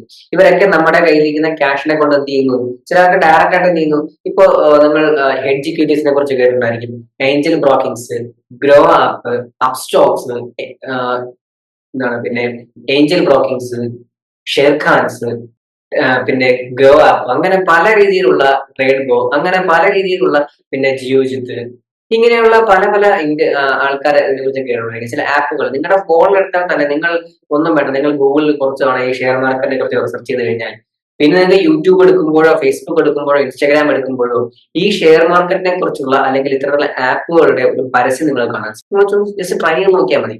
അപ്പോൾ അതിൽ വെറൈറ്റി ഇങ്ങനെ പലതരത്തിലുള്ള ആപ്പുകളുടെ പേര് നിങ്ങൾക്ക് കിട്ടുന്നു. ഗ്രോ ആപ്പ്, കാരണം ഗ്രോയുടെ ഒക്കെ പരസ്യം നിങ്ങൾ കണ്ടിട്ടുണ്ടാവണം. അപ്സ്റ്റോക്സിന്റെയും ഗ്രോയുടെ ഒക്കെ പരസ്യം നിങ്ങൾ തീർച്ചയായിട്ടും കണ്ടിട്ടുള്ള ഒരു കാര്യമാണ്. ഹെൽത്ത് ടിക്കറ്റീസിന്റെ കാണുന്നതാണ്. ഫോൺ എടുക്കുമ്പോൾ യൂട്യൂബ് എടുക്കുമ്പോഴൊക്കെ എന്ത് ചെയ്യും? ഇഷ്ടം പോലെ അവരുടെ പരസ്യങ്ങളാണ്. ഒരുപാട് എല്ലാ ആൾക്കാരും എന്ത് ചെയ്യുന്നു? ചെറിയ എമൗണ്ടുകൾ കൊടുത്ത് എന്ത് ചെയ്യുന്നുണ്ട്? ചെറിയ കുഞ്ഞു കുഞ്ഞു ഷെയറുകൾ മേടിച്ച് കുഞ്ഞു ലാഭങ്ങൾ എന്ത് ചെയ്യുന്നുണ്ട്? അവരെ ഏൺ ചെയ്യുന്നു. അപ്പൊ ഇവരൊക്കെ എന്ത് ചെയ്യും? നമ്മുടെ കയ്യിലുള്ള ഫണ്ടുകൾ എന്ത് ചെയ്യുന്നു? മറ്റൊരു ഷെയറിലേക്ക് ഇൻവെസ്റ്റ് ചെയ്യാൻ വേണ്ടി നമ്മളെ ഹെൽപ്പ് ചെയ്യുന്നവരാണ്. ഇവരാണെന്ന് പറയുന്നത് ഫിനാൻഷ്യൽ ഇന്റർമീഡിയറ്റ്സ്. പക്ഷെ ഇവർക്കൊണ്ട് എന്താണ്? ഒരു കമ്മീഷൻ ഉണ്ട് ഇവർക്ക്. മാറി അവർ ചെയ്യത്തില്ല. ഇവർക്ക് എന്തായിരിക്കും? പകരം ഒരു കമ്മീഷൻ എന്ത് ചെയ്യുന്നു? അവർക്ക്. ഇതാണ് ഫിനാൻഷ്യൽ ഇന്റർമീഡിയറ്റ്സ്. നമുക്ക് ഡീറ്റെയിൽ ആയിട്ട് ഇതിനൊക്കെ ചാപ്റ്റേഴ്സിൽ പഠിക്കാനുണ്ട്. ജസ്റ്റ് ഒരു ഓവർവ്യൂ മാത്രമേ പറയുള്ളൂ. അടുത്തത് ഫിനാൻഷ്യൽ മാർക്കറ്റ്. ഓക്കെ, ഈ സെക്യൂരിറ്റീസിനെയൊക്കെ വിൽക്കുകയും വാങ്ങുകയൊക്കെ ചെയ്യുന്ന എവിടാണ്? ഫിനാൻഷ്യൽ മാർക്കറ്റിലാണ്. ഓക്കെ, ഒരു പ്രോപ്പർ മാർക്കറ്റ് എന്നുണ്ട് ഇതിനുണ്ട്. ഇതിലൊക്കെ വർക്ക് ചെയ്യാനും ഈ സെക്യൂരിറ്റീസ് വിൽക്കുവാനും വാങ്ങാനും ഒക്കെ എന്നുണ്ട് ഒരു proper market. Okay, financial market include any place or system that provides buyers and sellers the means to trade financial instruments, including bonds, equities, the various international currencies and derivatives. ഇത് text study material ഇല്ലാത്ത ഒരു meaning ആണ് കേട്ടോ. Study material ഒരു meaning ഇല്ല. Financial market എന്ന് പറയുന്നതായിരിക്കും ബയേഴ്സിനെയും സെല്ലേഴ്സിനെയും കൂടെ എന്ത് ചെയ്യുന്നു? മീറ്റ് ചെയ്യിപ്പിക്കുന്ന ഒരു ഏരിയയാണ്. മാർക്കറ്റ് എന്ന് പറയുമ്പോൾ ബയേഴ്സിനെയും സെല്ലേഴ്സിനെയും കൂടെ മീറ്റ് ചെയ്യുന്ന ഏരിയയാണ്. അതുപോലെ ഫിനാൻഷ്യൽ മാർക്കറ്റ് എന്ന് പറയുന്നതായിരിക്കും ഫിനാൻഷ്യൽ ഇൻസ്ട്രുമെന്റ്സ് ആയിട്ടുള്ള bond, equities, share, international currency derivatives, ഇവയൊക്കെ ട്രേഡ് ചെയ്യുന്നതിന് വേണ്ടിയിട്ട് ബയേഴ്സിനെയും സെല്ലേഴ്സിനെയും കൂടെ എന്ത് ചെയ്യുന്നു? മീറ്റ് ചെയ്യിപ്പിക്കുന്ന ഒരു ഏരിയയാണ് എന്ന് പറയുന്നത് ഫിനാൻഷ്യൽ മാർക്കറ്റ് എന്ന് പറയുന്നത്. അവിടെ എന്താണുള്ളത്? അവിടെ ബയേഴ്സും സെല്ലേഴ്സും ഉണ്ട്. അവർക്ക് എന്ത് ചെയ്യാനുണ്ട്? അവർക്ക് ബോണ്ടും, ഇക്വിറ്റീസും, ഷെയർസും, ഡിബഞ്ചേഴ്സും, കറന്റ് ഡെറിവേറ്റീവ്സും ഒക്കെ എന്ത് ചെയ്യാം? അവർക്ക് എക്സ്ചേഞ്ച് ചെയ്യുവാനുള്ള ഒരു ഏരിയയാണ്, ഒരു പ്ലേസ് ആണ് ഇത് ഫിനാൻഷ്യൽ മാർക്കറ്റ് എന്ന് പറയുന്നത്. ഫിനാൻഷ്യൽ മാർക്കറ്റ് നമുക്ക് രണ്ടായിട്ട് ക്ലാസിഫൈ ചെയ്യാം. ക്യാപിറ്റൽ മാർക്കറ്റ് എന്നും മണി മാർക്കറ്റ് എന്നും നമുക്ക് എന്ത് ചെയ്യാം? രണ്ട് രീതിയിൽ ക്ലാസിഫൈ ചെയ്യാം. ഓക്കെ, ക്യാപിറ്റൽ മാർക്കറ്റ് ഉണ്ട്, മണി മാർക്കറ്റ് ഉണ്ട്. ക്യാപിറ്റൽ മാർക്കറ്റ് എന്ന് പറയുന്നത് ഒരു ലോങ് ടേം മാർക്കറ്റ് ആണ്. ഞാൻ കേട്ടിരുന്നോണം. ഞാൻ ഇതിന്റെ നോട്ട്സ് ഒന്നും സെപ്പറേറ്റ് ഇല്ല, കാരണം ടെക്സ്റ്റിൽ ഒരു ചെറിയ പ്രോബ്ലം മാത്രമായിട്ടുള്ളൂ. നിങ്ങൾക്ക് കൂടെ ഇതിനെ കുറിച്ച് പഠിക്കാനായിട്ടുണ്ട്. പേര് നിങ്ങൾക്ക് ചാപ്റ്റേഴ്സിൽ പഠിക്കാനായിട്ടുണ്ട്. അപ്പോൾ ഒരു ഓരോ ജസ്റ്റ് നമ്മൾ കേട്ടിരിക്കുക, ടെക്സ്റ്റ് കൂടെ ഒന്ന് ജസ്റ്റ് നോക്കുക, കേൾക്കുന്നത് അതുപോലെ എന്ത് ചെയ്യുന്നു? മലയാളത്തിലായാലും നിങ്ങൾക്ക് മനസ്സിലാകുന്ന രീതിയിൽ ഒന്ന് നോട്ട് ചെയ്ത് വെക്കാം. ക്യാപിറ്റൽ മാർക്കറ്റ് എന്ന് പറയുന്നത് ഒരു ലോങ് ടേം മാർക്കറ്റ് ആണ്. Long term share market, long term market ആണ് എന്ന് പറയുന്നത് ക്യാപിറ്റൽ മാർക്കറ്റ്. അതായത് ലോങ് ടേം ഇൻസ്ട്രുമെന്റ്സ് ആണ് എന്ത് ചെയ്യുന്നത്? ഈ ക്യാപിറ്റൽ മാർക്കറ്റ് എന്ത് ചെയ്യുന്നത്? ട്രേഡ് ചെയ്യുന്നത്. അവയെ നമുക്ക് രണ്ടായി ക്ലാസ്സിഫൈ ചെയ്യാം, പ്രൈമറി മാർക്കറ്റ് എന്നും സെക്കൻഡറി മാർക്കറ്റ്. പ്രൈമറി മാർക്കറ്റ് എന്ന് പറയുന്നത്, പ്രൈമറി മാർക്കറ്റ് എന്ന് പറയുന്നതായിരിക്കും അതൊരു എന്താണ്? ഫസ്റ്റ് ഷെയർ ഇഷ്യൂ ചെയ്യുന്നത്. ഇപ്പൊ ഞാനൊരു കമ്പനി വേർഡ് സ്റ്റാർട്ട് ചെയ്തു, ഞാൻ എന്റെ കമ്പനിയുടെ ഷെയർ ആദ്യമായി ഇഷ്യൂ ചെയ്യുന്നത് എവിടെ ആയിരിക്കും? പ്രൈമറി മാർക്കറ്റിലായിരിക്കും. അതായത് നമ്മൾ വേറൊരു പേരിൽ അറിയപ്പെടുന്നു ഇനിഷ്യൽ പബ്ലിക് ഓഫറിംഗ്, IPO എന്ന് പറയും. ഇനിഷ്യൽ പബ്ലിക് ഓഫറിംഗ്, IPO എന്ന് പറയും. ഞാൻ ഒരു കമ്പനിയുടെ ഷെയർ ആദ്യമായി ഇഷ്യൂ ചെയ്യുന്നത് എവിടെ ആയിരിക്കും? അത് പ്രൈമറി മാർക്കറ്റിലായിരിക്കും. ഫ്രഷ് സെക്യൂരിറ്റീസ് ആണ് ഇവിടെ സോൾവ് ചെയ്യുന്നത്, പ്രൈമറി മാർക്കറ്റ് സോൾവ് ചെയ്യുന്നത്. പിന്നെയുള്ള ഷെയർസ് എല്ലാം, സെക്കൻഡ് ഹാൻഡ് സെക്യൂരിറ്റീസ് എല്ലാം എങ്ങോട്ടാണ് ചെയ്യുന്നത്? സെക്കൻഡറി മാർക്കറ്റിലാണ് ചെയ്യുന്നത്. ഒരുപാട് ഏറ്റവും കൂടുതൽ ഷെയർസ് ഉള്ളതും വിൽക്കുകയും വാങ്ങുന്നതൊക്കെ എവിടെ ആയിരിക്കും? സെക്കൻഡറി മാർക്കറ്റിലായിരിക്കും. ഇതിന് പറയുന്ന മറ്റൊരു പേരാണ് സ്റ്റോക്ക് എക്സ്ചേഞ്ച്. ഓക്കെ, അടുത്ത മണി മാർക്കറ്റ് എന്ന് പറയുന്നത് ഇതൊരു ഷോർട്ട് ടേം മാർക്കറ്റാണ്. എന്തായാലും ഒരു ഷോർട്ട് ടേം ഇൻസ്ട്രുമെന്റ്സ് ഹോൾഡ് ചെയ്യുന്നതിനും സെയിൽ ചെയ്യുന്ന അല്ലെങ്കിൽ എക്സ്ചേഞ്ച് ചെയ്യുന്ന മാർക്കറ്റാണ് ഇത് മണി മാർക്കറ്റ് എന്ന് പറയുന്നത്. ഇവയെ നമുക്ക് എന്ത് ചെയ്യാം, ഒരു 4 ക്ലാസ് ചെയ്യാം. Call money market, treasury bill, commercial purpose, certificate deposit, ഇങ്ങനെ നമുക്ക് എന്ത് ചെയ്യാം, ഇതിനെ 4 നമുക്ക് എന്ത് ചെയ്യാം, ക്ലാസിഫൈ. ഇതാണ് ഫിനാൻഷ്യൽ മാർക്കറ്റിനെ കുറിച്ച് പറയാം. ഇത്രയുള്ള ഫിനാൻഷ്യൽ മാർക്കറ്റുകളും 2 ക്ലാസിഫൈ ചെയ്തു. ക്യാപിറ്റൽ മാർക്കറ്റ്, മണി മാർക്കറ്റും. അതിനെ നമുക്ക് എന്ത് ചെയ്യാം, ക്യാപിറ്റൽ മാർക്കറ്റ് 2 ക്ലാസിഫൈ ചെയ്യുന്നു. പ്രൈമറി മാർക്കറ്റും സെക്കൻഡറി മാർക്കറ്റും. മണി മാർക്കറ്റ് നമുക്ക് 4 ക്ലാസ് ചെയ്യാം. Call money market, treasury bill, commercial purpose, certificate deposit നമുക്ക് എന്ത് ചെയ്യാം, വീണ്ടും ഇതിനെ ക്ലാസിഫൈ ചെയ്യും. അടുത്ത് നമുക്ക് ഇതിനെ നോക്കാനുള്ളത് ഇൻവെസ്റ്റ്മെന്റുകളുടെ ടൈപ്പുകളെ കുറിച്ചാണ്. ഇതും പഠിച്ചു വെച്ചോണം, എക്സാംസിന് ചോദിച്ചിട്ടുണ്ട്. ഇത് എക്സാംസിന് ചോദിച്ചിട്ടുണ്ട്. അപ്പോൾ ഏതൊക്കെ ടൈപ്സ് ഓഫ് ഇൻവെസ്റ്റ്മെന്റ് ആണ് നമുക്ക് പ്രധാനമായിട്ട് നമുക്ക് എന്ത് ചെയ്യാം, പ്രധാന 5 ടൈപ്പ് ഓഫ് ഇൻവെസ്റ്റ്മെന്റിനെ കുറിച്ച് നമുക്ക് എന്ത് ചെയ്യാം, നമുക്ക് ഡിസ്കസ് ചെയ്യാം. Stock, bond, mutual funds, index funds, exchange funds, options, ഇങ്ങനെ ഒരു 5 ടൈപ്പ് ഓഫ് ഇൻവെസ്റ്റ്മെന്റിനെ കുറിച്ച് നമുക്ക് എന്ത് ചെയ്യാം, ഇവിടെ ഒന്ന് ഡിസ്കസ് ചെയ്യാം. ഓക്കെ, അപ്പോൾ ഇത് ഓരോ നമുക്ക് എന്ത് ചെയ്യാം, നമുക്ക് പഠിച്ചു പോകാം. എന്താണ് സ്റ്റോക്ക്? എല്ലാം നമ്മൾ കോമൺ ആയി കേട്ടിട്ടുണ്ട്. നിങ്ങൾ എപ്പോഴെങ്കിലും ഷെയറുകളെ കുറിച്ച് കേട്ടിട്ടുണ്ടെങ്കിൽ നിങ്ങൾ എപ്പോഴും കേൾക്കുന്നതാണ് സ്റ്റോക്ക് മാർക്കറ്റ്, സ്റ്റോക്ക് എന്ന് നിങ്ങൾ എപ്പോഴെങ്കിലും കേട്ടിട്ടുള്ള ഒരു വാക്കാണ്. എന്താണ് stock? Stock is a financial ഇൻവെസ്റ്റ്മെന്റിന്റെ പർട്ടിക്കുലർ ഓർഗനൈസേഷൻ. ഒരു ഓർഗനൈസേഷന്റെ ഒരു ഫിനാൻഷ്യൽ ഇൻവെസ്റ്റ്മെന്റ് ആണ് എന്ന് പറയുന്നത് സ്റ്റോക്ക് എന്ന് പറയുന്നത്. Organisation sell shares of stock in their businesses to raise cash. Investors can then buy and sell those shares among themselves. അപ്പോൾ ഒരു ബിസിനസിന് ഫണ്ട് റേസ് ചെയ്യുവാനുള്ള ഒരു മെത്തേഡാണ് എന്ന് പറയുന്നത് ഷെയർ വിൽക്കുക എന്നുള്ളത്. ഇപ്പൊ ഞാനൊരു കമ്പനി നടത്തുന്നെങ്കിൽ എനിക്ക് കുറച്ച് ഫണ്ട് റേസ് ചെയ്യണമെങ്കിൽ എനിക്ക് എന്ത് ചെയ്യാം, എന്റെ കമ്പനിയുടെ കുറച്ച് ഓഹരികൾ വിൽക്കാം. ഇപ്പൊ നിങ്ങൾ കേട്ടായിരിക്കും LIC, ഭാരത് പെട്രോളിയം, ഇവയൊക്കെ ഇപ്പൊ നിങ്ങൾ അല്ലാണ്ട് കേട്ടൊരു വാക്ക്, ഇവയൊക്കെ വിറ്റ് എന്നും പറഞ്ഞ് പറയാൻ വാർത്തകൾ വന്നിട്ടുണ്ട്. ഇവയൊക്കെ വിറ്റ് തൊലയ്ക്കുന്നു, പ്രൈവറ്റൈസ് ചെയ്തു. ശരിക്കും പ്രൈവറ്റൈസ് ചെയ്തിട്ടില്ല. എന്ത് ചെയ്യാണ് ചെയ്തത്, ഇവരുടെ കുറച്ച് ഷെയർസ്, മെജോറിറ്റി ഷെയർസ് എപ്പോഴും ഗവൺമെന്റ് തന്നെയാണ്, പക്ഷേ കുറച്ച് ഷെയർസ് എന്ത് ചെയ്തു, പ്രൈവറ്റ് പാർട്ടീസിന് എന്ത് ചെയ്തു, അവർക്ക് അക്യൂർ ചെയ്യാൻ വേണ്ടി കൊടുത്തു. കാരണം അവർക്ക് ഫണ്ട് റേസ് ചെയ്യാനുള്ള ഒരു മെത്തേഡാണ്, എല്ലാവരും ചെയ്തൊരു കാര്യം തന്നെയാണ്. അപ്പോൾ ഒരു ബിസിനസ് ഓർഗനൈസേഷന് കുറച്ച് ഫണ്ട് റേസ് ചെയ്യണമെങ്കിൽ എന്ത് ചെയ്യാം, നമുക്ക് കുറച്ച് ഫണ്ട് എന്ത് ചെയ്യാം, പബ്ലിക്കിന് നമുക്ക് എന്ത് ചെയ്യാം, ഇഷ്യൂ ചെയ്യാം. അതുവഴി എന്ത് ചെയ്യാം, പബ്ലിക് അത് വാങ്ങുന്നു. പിന്നെ എന്ത് ചെയ്യാം, അത് പബ്ലിക്കിന് അങ്ങോട്ടും ഇങ്ങോട്ടും ഒക്കെ വാങ്ങി വിൽക്കുകയൊക്കെ എന്ത് ചെയ്യാം. ഞാനിപ്പോ ഒരു ഷെയർ മേടിച്ചു, ആ ഷെയറിന് ഞാൻ ആപ്പ് ഇപ്പോൾ എന്താണ് ഒരു ബ്രോക്കർ വഴി മേടിച്ചിട്ടുണ്ടെങ്കിൽ എന്ത് ചെയ്യാം, ഇപ്പം കൂടുതൽ ആപ്പ് വഴിയാണ് ചെയ്യുന്നത്. ഇപ്പൊ ഗ്രോ ആപ്പോ അല്ലെങ്കിൽ ഇന്ത്യൻ ബ്രോക്കർ വഴി ഞാൻ എന്തെങ്കിലും ഷെയർ മേടിച്ചിട്ട് എനിക്ക് എന്ത് ചെയ്യാം, എനിക്ക് അതിന്റെ വില കൂടുതൽ മേടിക്കാതെ വിൽക്കാം. ചിലപ്പോൾ അത് വേറൊരാളും മേടിക്കാനുണ്ടാവും.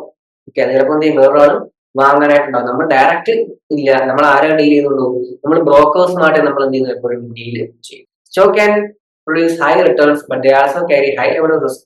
അതാണ് ഇൻവെസ്റ്റ്മെന്റ്സ്. സ്റ്റോക്കിൽ നിന്നും കിട്ടും, നല്ല റിട്ടേൺ കിട്ടുന്നതാണ്. പക്ഷെ അതോടൊപ്പം എന്തുണ്ട്, അത്രത്തോളം തന്നെ റിസ്ക്കും ഉണ്ടായി. റിസ്കിനെ കുറിച്ചും റിസ്ക് ടോളറൻസിനെ കുറിച്ചും നമ്മൾ കഴിഞ്ഞ ക്ലാസ്സിൽ നമ്മൾ ഡിസ്കസ് ചെയ്തത്. എന്താണ് റിസ്ക് എന്നൊക്കെ ഞാൻ കഴിഞ്ഞ ക്ലാസ്സിൽ പറഞ്ഞതാണ്. വേരിയബിലിറ്റി എക്സ്പെക്ടഡ് റിട്ടേണിനെയാണ് നമ്മൾ റിസ്ക് എന്ന് പറയുന്നത്. സോ ഒരു സ്റ്റോക്കിന് എന്തായിരിക്കും, ഹൈ റിട്ടേൺ കിട്ടുന്നുണ്ട്, അതോടൊപ്പം അവർക്ക് high level of high level of risk ഉണ്ട്, അതോടൊപ്പം ഹൈ റിട്ടേൺ എന്ത് ചെയ്യുന്നുണ്ട്, ഇതിലൂടെ അവർക്ക് ഗെയിൻ ചെയ്യാൻ സാധിക്കും. അടുത്തത് ബോണ്ട്. എന്തൊക്കെയാണ് ബോണ്ട് എന്നുള്ളത്? Bond are loans made organisations or governments. എന്തായിരിക്കും ഒരു ലോണാണ്. ബോണ്ട് എന്ന് വെച്ചാൽ എന്തായിരിക്കും, ലോണാണ്. ഒരു ബോണ്ട് വയ്ക്കുക, നമ്മൾ ജോലിക്ക് കയറുമ്പോഴേക്ക് ഒരു ബോണ്ട് വെച്ചാൽ 2 വർഷത്തോളം നിൽക്കണം, അതിനുവേണ്ടി ബോണ്ട് വെക്കണം. അതായത് ഒരു ലോൺ പോലെ, അല്ലെങ്കിൽ ഒരു ഡെറ്റ് പോലെ, അല്ലെങ്കിൽ ഒരു ഒബ്ലിഗേഷൻ പോലുള്ളതാണ് ഇത് ബോണ്ട് എന്ന് പറയുന്നത്. When you buy a bond, you are giving the bond issuer permission to borrow your money and pay your back with interest. അപ്പൊ ഞാൻ എന്തെങ്കിലും ബോണ്ട് മേടിക്കണം, എന്റെ പൈസ ഞാൻ കൊടുക്കുകയും തിരിച്ചെന്ത് ചെയ്യുന്നു, വിത്ത് ഇൻട്രസ്റ്റ് എന്ത് ചെയ്യണം, എനിക്ക് തിരിച്ച് കിട്ടുകയും കൂടെ വേണം. ഞാനൊക്കെ ഫണ്ട് കാശ് കൊടുക്കുന്നതാണ്, ഫണ്ട് കടം കൊടുക്കുകയാണ്, പകരം എന്ത് ചെയ്തു, എനിക്കൊരു ബോണ്ട് കിട്ടുകയാണ്. അതിനർത്ഥം എന്താണ്, എനിക്ക് എന്ത് ചെയ്യണം, ആ പൈസ വിത്ത് ഇൻട്രസ്റ്റ് എന്ത് ചെയ്യണം, എനിക്കത് തിരിച്ചു കിട്ടണം. ബോണ്ടാണ് consider less risky than stock. സ്റ്റോക്കിനെക്കാട്ടി റിസ്ക് കുറവാണെങ്കിൽ ബോണ്ട് എന്ന് പറയും. അപ്പൊ ഞാൻ നേരത്തെ പറഞ്ഞ ക്രെഡിറ്റർഷിപ്പ് സെക്യൂരിറ്റീസ് ആണ് ഇത് ബോണ്ട് എന്ന് പറയാം. ഇതിനെ പ്രൊവൈഡ് ലോവർ റിട്ടേൺ, അതോടൊപ്പം തന്നെ എന്തായിരിക്കും, അതിന് റിട്ടേണും അതനുസരിച്ച് കുറവായിരിക്കും. അടുത്തത് മ്യൂച്വൽ ഫണ്ട്സ്. പരസ്യങ്ങൾ കേൾക്കുന്നതാണ് മ്യൂച്വൽ ഫണ്ട് നിക്ഷേപിക്കൂ, മ്യൂച്വൽ ഫണ്ട് നിക്ഷേപങ്ങൾ മാർക്കറ്റിലെ ലാഭനഷ്ട സാധ്യതയ്ക്ക് വിധേയമാണ് എന്നൊക്കെ നിങ്ങൾ കേട്ടിട്ടുണ്ട്. പരസ്യം നിങ്ങൾ ടിവിയിലെങ്കിലും നിങ്ങൾ കേട്ടിട്ടുണ്ട്. അപ്പൊ എന്താണ് മ്യൂച്വൽ ഫണ്ട്സ്? ഇതൊരു pool of investment, pool of money, അല്ലെങ്കിൽ പൂൾ ഓഫ് ഇൻവെസ്റ്റ്മെന്റ് എന്താണെന്ന് പറയുന്നത് മ്യൂച്വൽ ഫണ്ട് എന്ന് പറയുന്നത്. Mutual fund is a pool of money managed by a professional fund manager. ഒരു പ്രൊഫഷണൽ ഫണ്ട് മാനേജർ മാനേജ് ചെയ്യുന്ന ഒരു പൂൾ ഓഫ് മണി നമുക്ക് എന്ന് പറയാം മ്യൂച്വൽ ഫണ്ട് എന്ന് നമുക്ക് പറയാം. It is a trust that collect money from a number of investors who share a common investment objective and invest the same in equities, bond, money market instruments and or other securities. എന്ത് ചെയ്യുന്നുണ്ട്? ഒരു common investment objectives ഉള്ള പബ്ലിക്കിൽ നിന്ന് അല്ലെങ്കിൽ ആൾക്കാരിൽ നിന്നും അല്ലെങ്കിൽ ഇൻവെസ്റ്റേഴ്സിൽ നിന്ന് എന്ത് ചെയ്യുന്നുണ്ട്? ഇവര് ഫണ്ട് എന്ത് ചെയ്തിട്ടുണ്ട്? കളക്ട് ചെയ്തിട്ട് പല പല ഇക്വിറ്റീസിലോ ബോണ്ടിലോ മണി മാർക്കറ്റ് ഇൻസ്ട്രുമെന്റ്സിലോ ഒക്കെ എന്ത് ചെയ്യുന്നു? ഇത് പല പല സ്ഥലങ്ങളായിട്ട് എന്ത് ചെയ്യുന്നു? ഇത് ഇൻവെസ്റ്റ് ചെയ്യുന്നു. ഇതിനെയാണെന്ന് പറയുന്നത്, അതിനുള്ള അവരെ പറയുന്ന പേരാണ് മ്യൂച്വൽ ഫണ്ട്സ് എന്ന് പറയുന്നത്. ഇപ്പൊ ഞാൻ എന്ത് ചെയ്യും? എന്റെ കയ്യിൽ കുറച്ച് ക്യാഷ് ഞാൻ കൊടുക്കുകയാണെങ്കിൽ എന്ത് ചെയ്യും? അത് അവരെ എനിക്ക് ലാഭം കിട്ടുന്ന രീതിയിൽ, എനിക്ക് എവിടെയാണോ പ്രോഫിറ്റ് കിട്ടുന്നത് ആ രീതിയിൽ എന്ത് ചെയ്തു? അവരെവിടെയെങ്കിലുമൊക്കെ ഇക്വിറ്റീസിലോ ബോണ്ടിലോ മണി മാർക്കറ്റ് ഇൻസ്ട്രുമെന്റ്സിലോ എവിടെയെങ്കിലുമൊക്കെ എന്ത് ചെയ്യുന്നു? അവർ ഇൻവെസ്റ്റ് ചെയ്യുന്നു. അതിനെ പറയുന്ന പേരാണ് ഇത് മ്യൂച്വൽ ഫണ്ട്സ് എന്ന് പറയും. അടുത്തത് ETF അല്ലെങ്കിൽ എക്സ്ചേഞ്ച് ട്രേഡ് ഫണ്ട്. ഇതും എന്താണ്? ഒരു ലൈക്ക് മ്യൂച്വൽ ഫണ്ട് പോലെയാണ് ഇത് ഈ ETF എന്ന് പറയുന്നത്. And exchange trade fund is A collection of investment such as equities or bonds. എന്താണ്? ഇക്വിറ്റീസിന്റെയും ബോണ്ട്സിന്റെ ഒരു കളക്ഷൻ എന്ന് പറയുന്നത് ഈ ETF അല്ലെങ്കിൽ എക്സ്ചേഞ്ച് ട്രേഡ് ഫണ്ട് എന്ന് പറയുന്നത്. ETF will let you invest in a large number of securities at once and they often have cheaper fees than other type of funds. ETF are also more easily traded. എന്തായിരിക്കും ETF എന്ന് പറയുന്നത്? ഒരു large number of സെക്യൂരിറ്റീസിന് എനിക്ക് എന്ത് ചെയ്യാം? At A ടൈമിൽ എനിക്ക് എന്ത് ചെയ്യാം? ഇൻവെസ്റ്റ് ചെയ്യാം. ലാർജ് നമ്പർ ഓഫ് സെക്യൂരിറ്റീസിന് എനിക്ക് എന്ത് ചെയ്യാം? അറ്റ് എ ടൈമിൽ ഇൻവെസ്റ്റ് ചെയ്യാനുള്ള ഓപ്പർച്യൂണിറ്റിയാണ് ഇതിൽ കിട്ടുന്നത്. ഈ ETF അല്ലെങ്കിൽ എക്സ്ചേഞ്ച് ട്രേഡ് ഫണ്ടിലൂടെ എനിക്ക് എന്ത് ചെയ്യുന്നത് കിട്ടുന്നത്. മറ്റ് fund type of fund mutual ഫണ്ട്സിലേക്ക് അപേക്ഷിക്കുന്നതായിരിക്കും ഇതിന്റെ ഫീസും എന്തായിരിക്കും? അവർ ചാർജ് ചെയ്യുന്ന കമ്മീഷനൊക്കെ എന്തായിരിക്കും? വളരെ വളരെ കുറവായിരിക്കും. കൂടാതെ നമുക്ക് ഈസിയായി ട്രേഡ് ചെയ്യാൻ പറ്റുന്ന ഒരു കാര്യം കൂടിയാണ് ഇത് ഈ എക്സ്ചേഞ്ച് ട്രേഡ് ഫണ്ട് എന്ന് പറയുന്നത്. നമുക്ക് റിട്ടേണും റിസ്ക് കുറവായിരിക്കും. അതോടൊപ്പം എന്തായിരിക്കും? റിട്ടേൺ അനുസരിച്ച് കുറവ് വരും. പക്ഷെ എന്തായിരിക്കും? അറ്റ് എ ടൈമിൽ എനിക്ക് എന്ത് ചെയ്യാൻ പറ്റും? ഒരുപാട് സെക്യൂരിറ്റീസിലേക്ക് എന്ത് ചെയ്യാൻ ഇൻവെസ്റ്റ് ചെയ്യാൻ പറ്റുന്നതാണ് ഇത് ETF അല്ലെങ്കിൽ എക്സ്ചേഞ്ച് ട്രേഡ് ഫണ്ട് എന്ന് പറയുന്നത്. അടുത്ത നമുക്ക് പറയുന്ന പേരാണ് options. Options. An option is a financial instrument known as derivatives that conveys to the purchaser the right but not the obligation to buy or sell a set quantity or dollar value of a particular asset at a fixed price by a set date. ഇത് വായിച്ചാൽ പിന്നീട് അറിയാം. Simple ഒറ്റ വാക്കി പറയുകയാണെങ്കിൽ എന്തുണ്ട്? ഒരു share അല്ലെങ്കിൽ ഫിനാൻഷ്യൽ ഇൻസ്ട്രുമെന്റ്സ് അതിന്റെ ഡെറിവേറ്റീവ് എന്ന് പറയുന്നത്. ഓക്കെ, അതൊരു പർട്ടിക്കുലർ ഡേറ്റിൽ ഒരു പർട്ടിക്കുലർ ടൈം പീരീഡിൽ എന്ത് ചെയ്തിട്ടുണ്ട്? ഒരു ഫിക്സഡ് പ്രൈസിൽ എനിക്ക് എന്ത് ചെയ്യാം? വിൽക്കുകയോ വാങ്ങുകയോ ചെയ്യാൻ പറ്റുന്ന ഒരു വിൽക്കുകയോ അല്ലെങ്കിൽ വാങ്ങുകയോ ചെയ്യുന്നതിനെ പറയുന്ന പേരാണ് എന്ത്? ഓപ്ഷൻസ് എന്ന് പറയുന്നത്. ഇപ്പൊ രണ്ടുപേരും എന്ത് ചെയ്ത് കോൺട്രാക്ട് വെക്കുകയാണ്. അവർക്ക് എന്ത് ചെയ്യണം? ഒരു ഫിക്സഡ് പീരീഡിൽ ഇവർക്ക് എന്ത് ചെയ്യാം? ഇത് വാങ്ങണോ അല്ലെങ്കിൽ വിൽക്കണോ എന്ന് തീരുമാനിക്കാനുള്ള ഒരു ഫിക്സഡ് ഡേറ്റിൽ എന്ത് ചെയ്യാം? അവർക്ക് ഇത് വാങ്ങണോ വിൽക്കണോ എന്ന് തീരുമാനിക്കാനുള്ള ആ ഓപ്ഷനെ പറയുന്ന പേരാണ് ഓപ്ഷൻസ്. അല്ലെങ്കിൽ അതിനെ പറയുന്ന പേരാണ് ഓപ്ഷൻസ് പറയുന്നത്. അല്ലെങ്കിൽ ആ ടൈപ്പ് ഫിനാൻഷ്യൽ ഇൻസ്ട്രുമെന്റ്സിനെ പറയുന്ന പേരാണ് ഇത് ഓപ്ഷൻസ്. എനിക്കിത് വാങ്ങണോ അല്ലെങ്കിൽ വിൽക്കണോ എന്ന് ചെയ്യാം.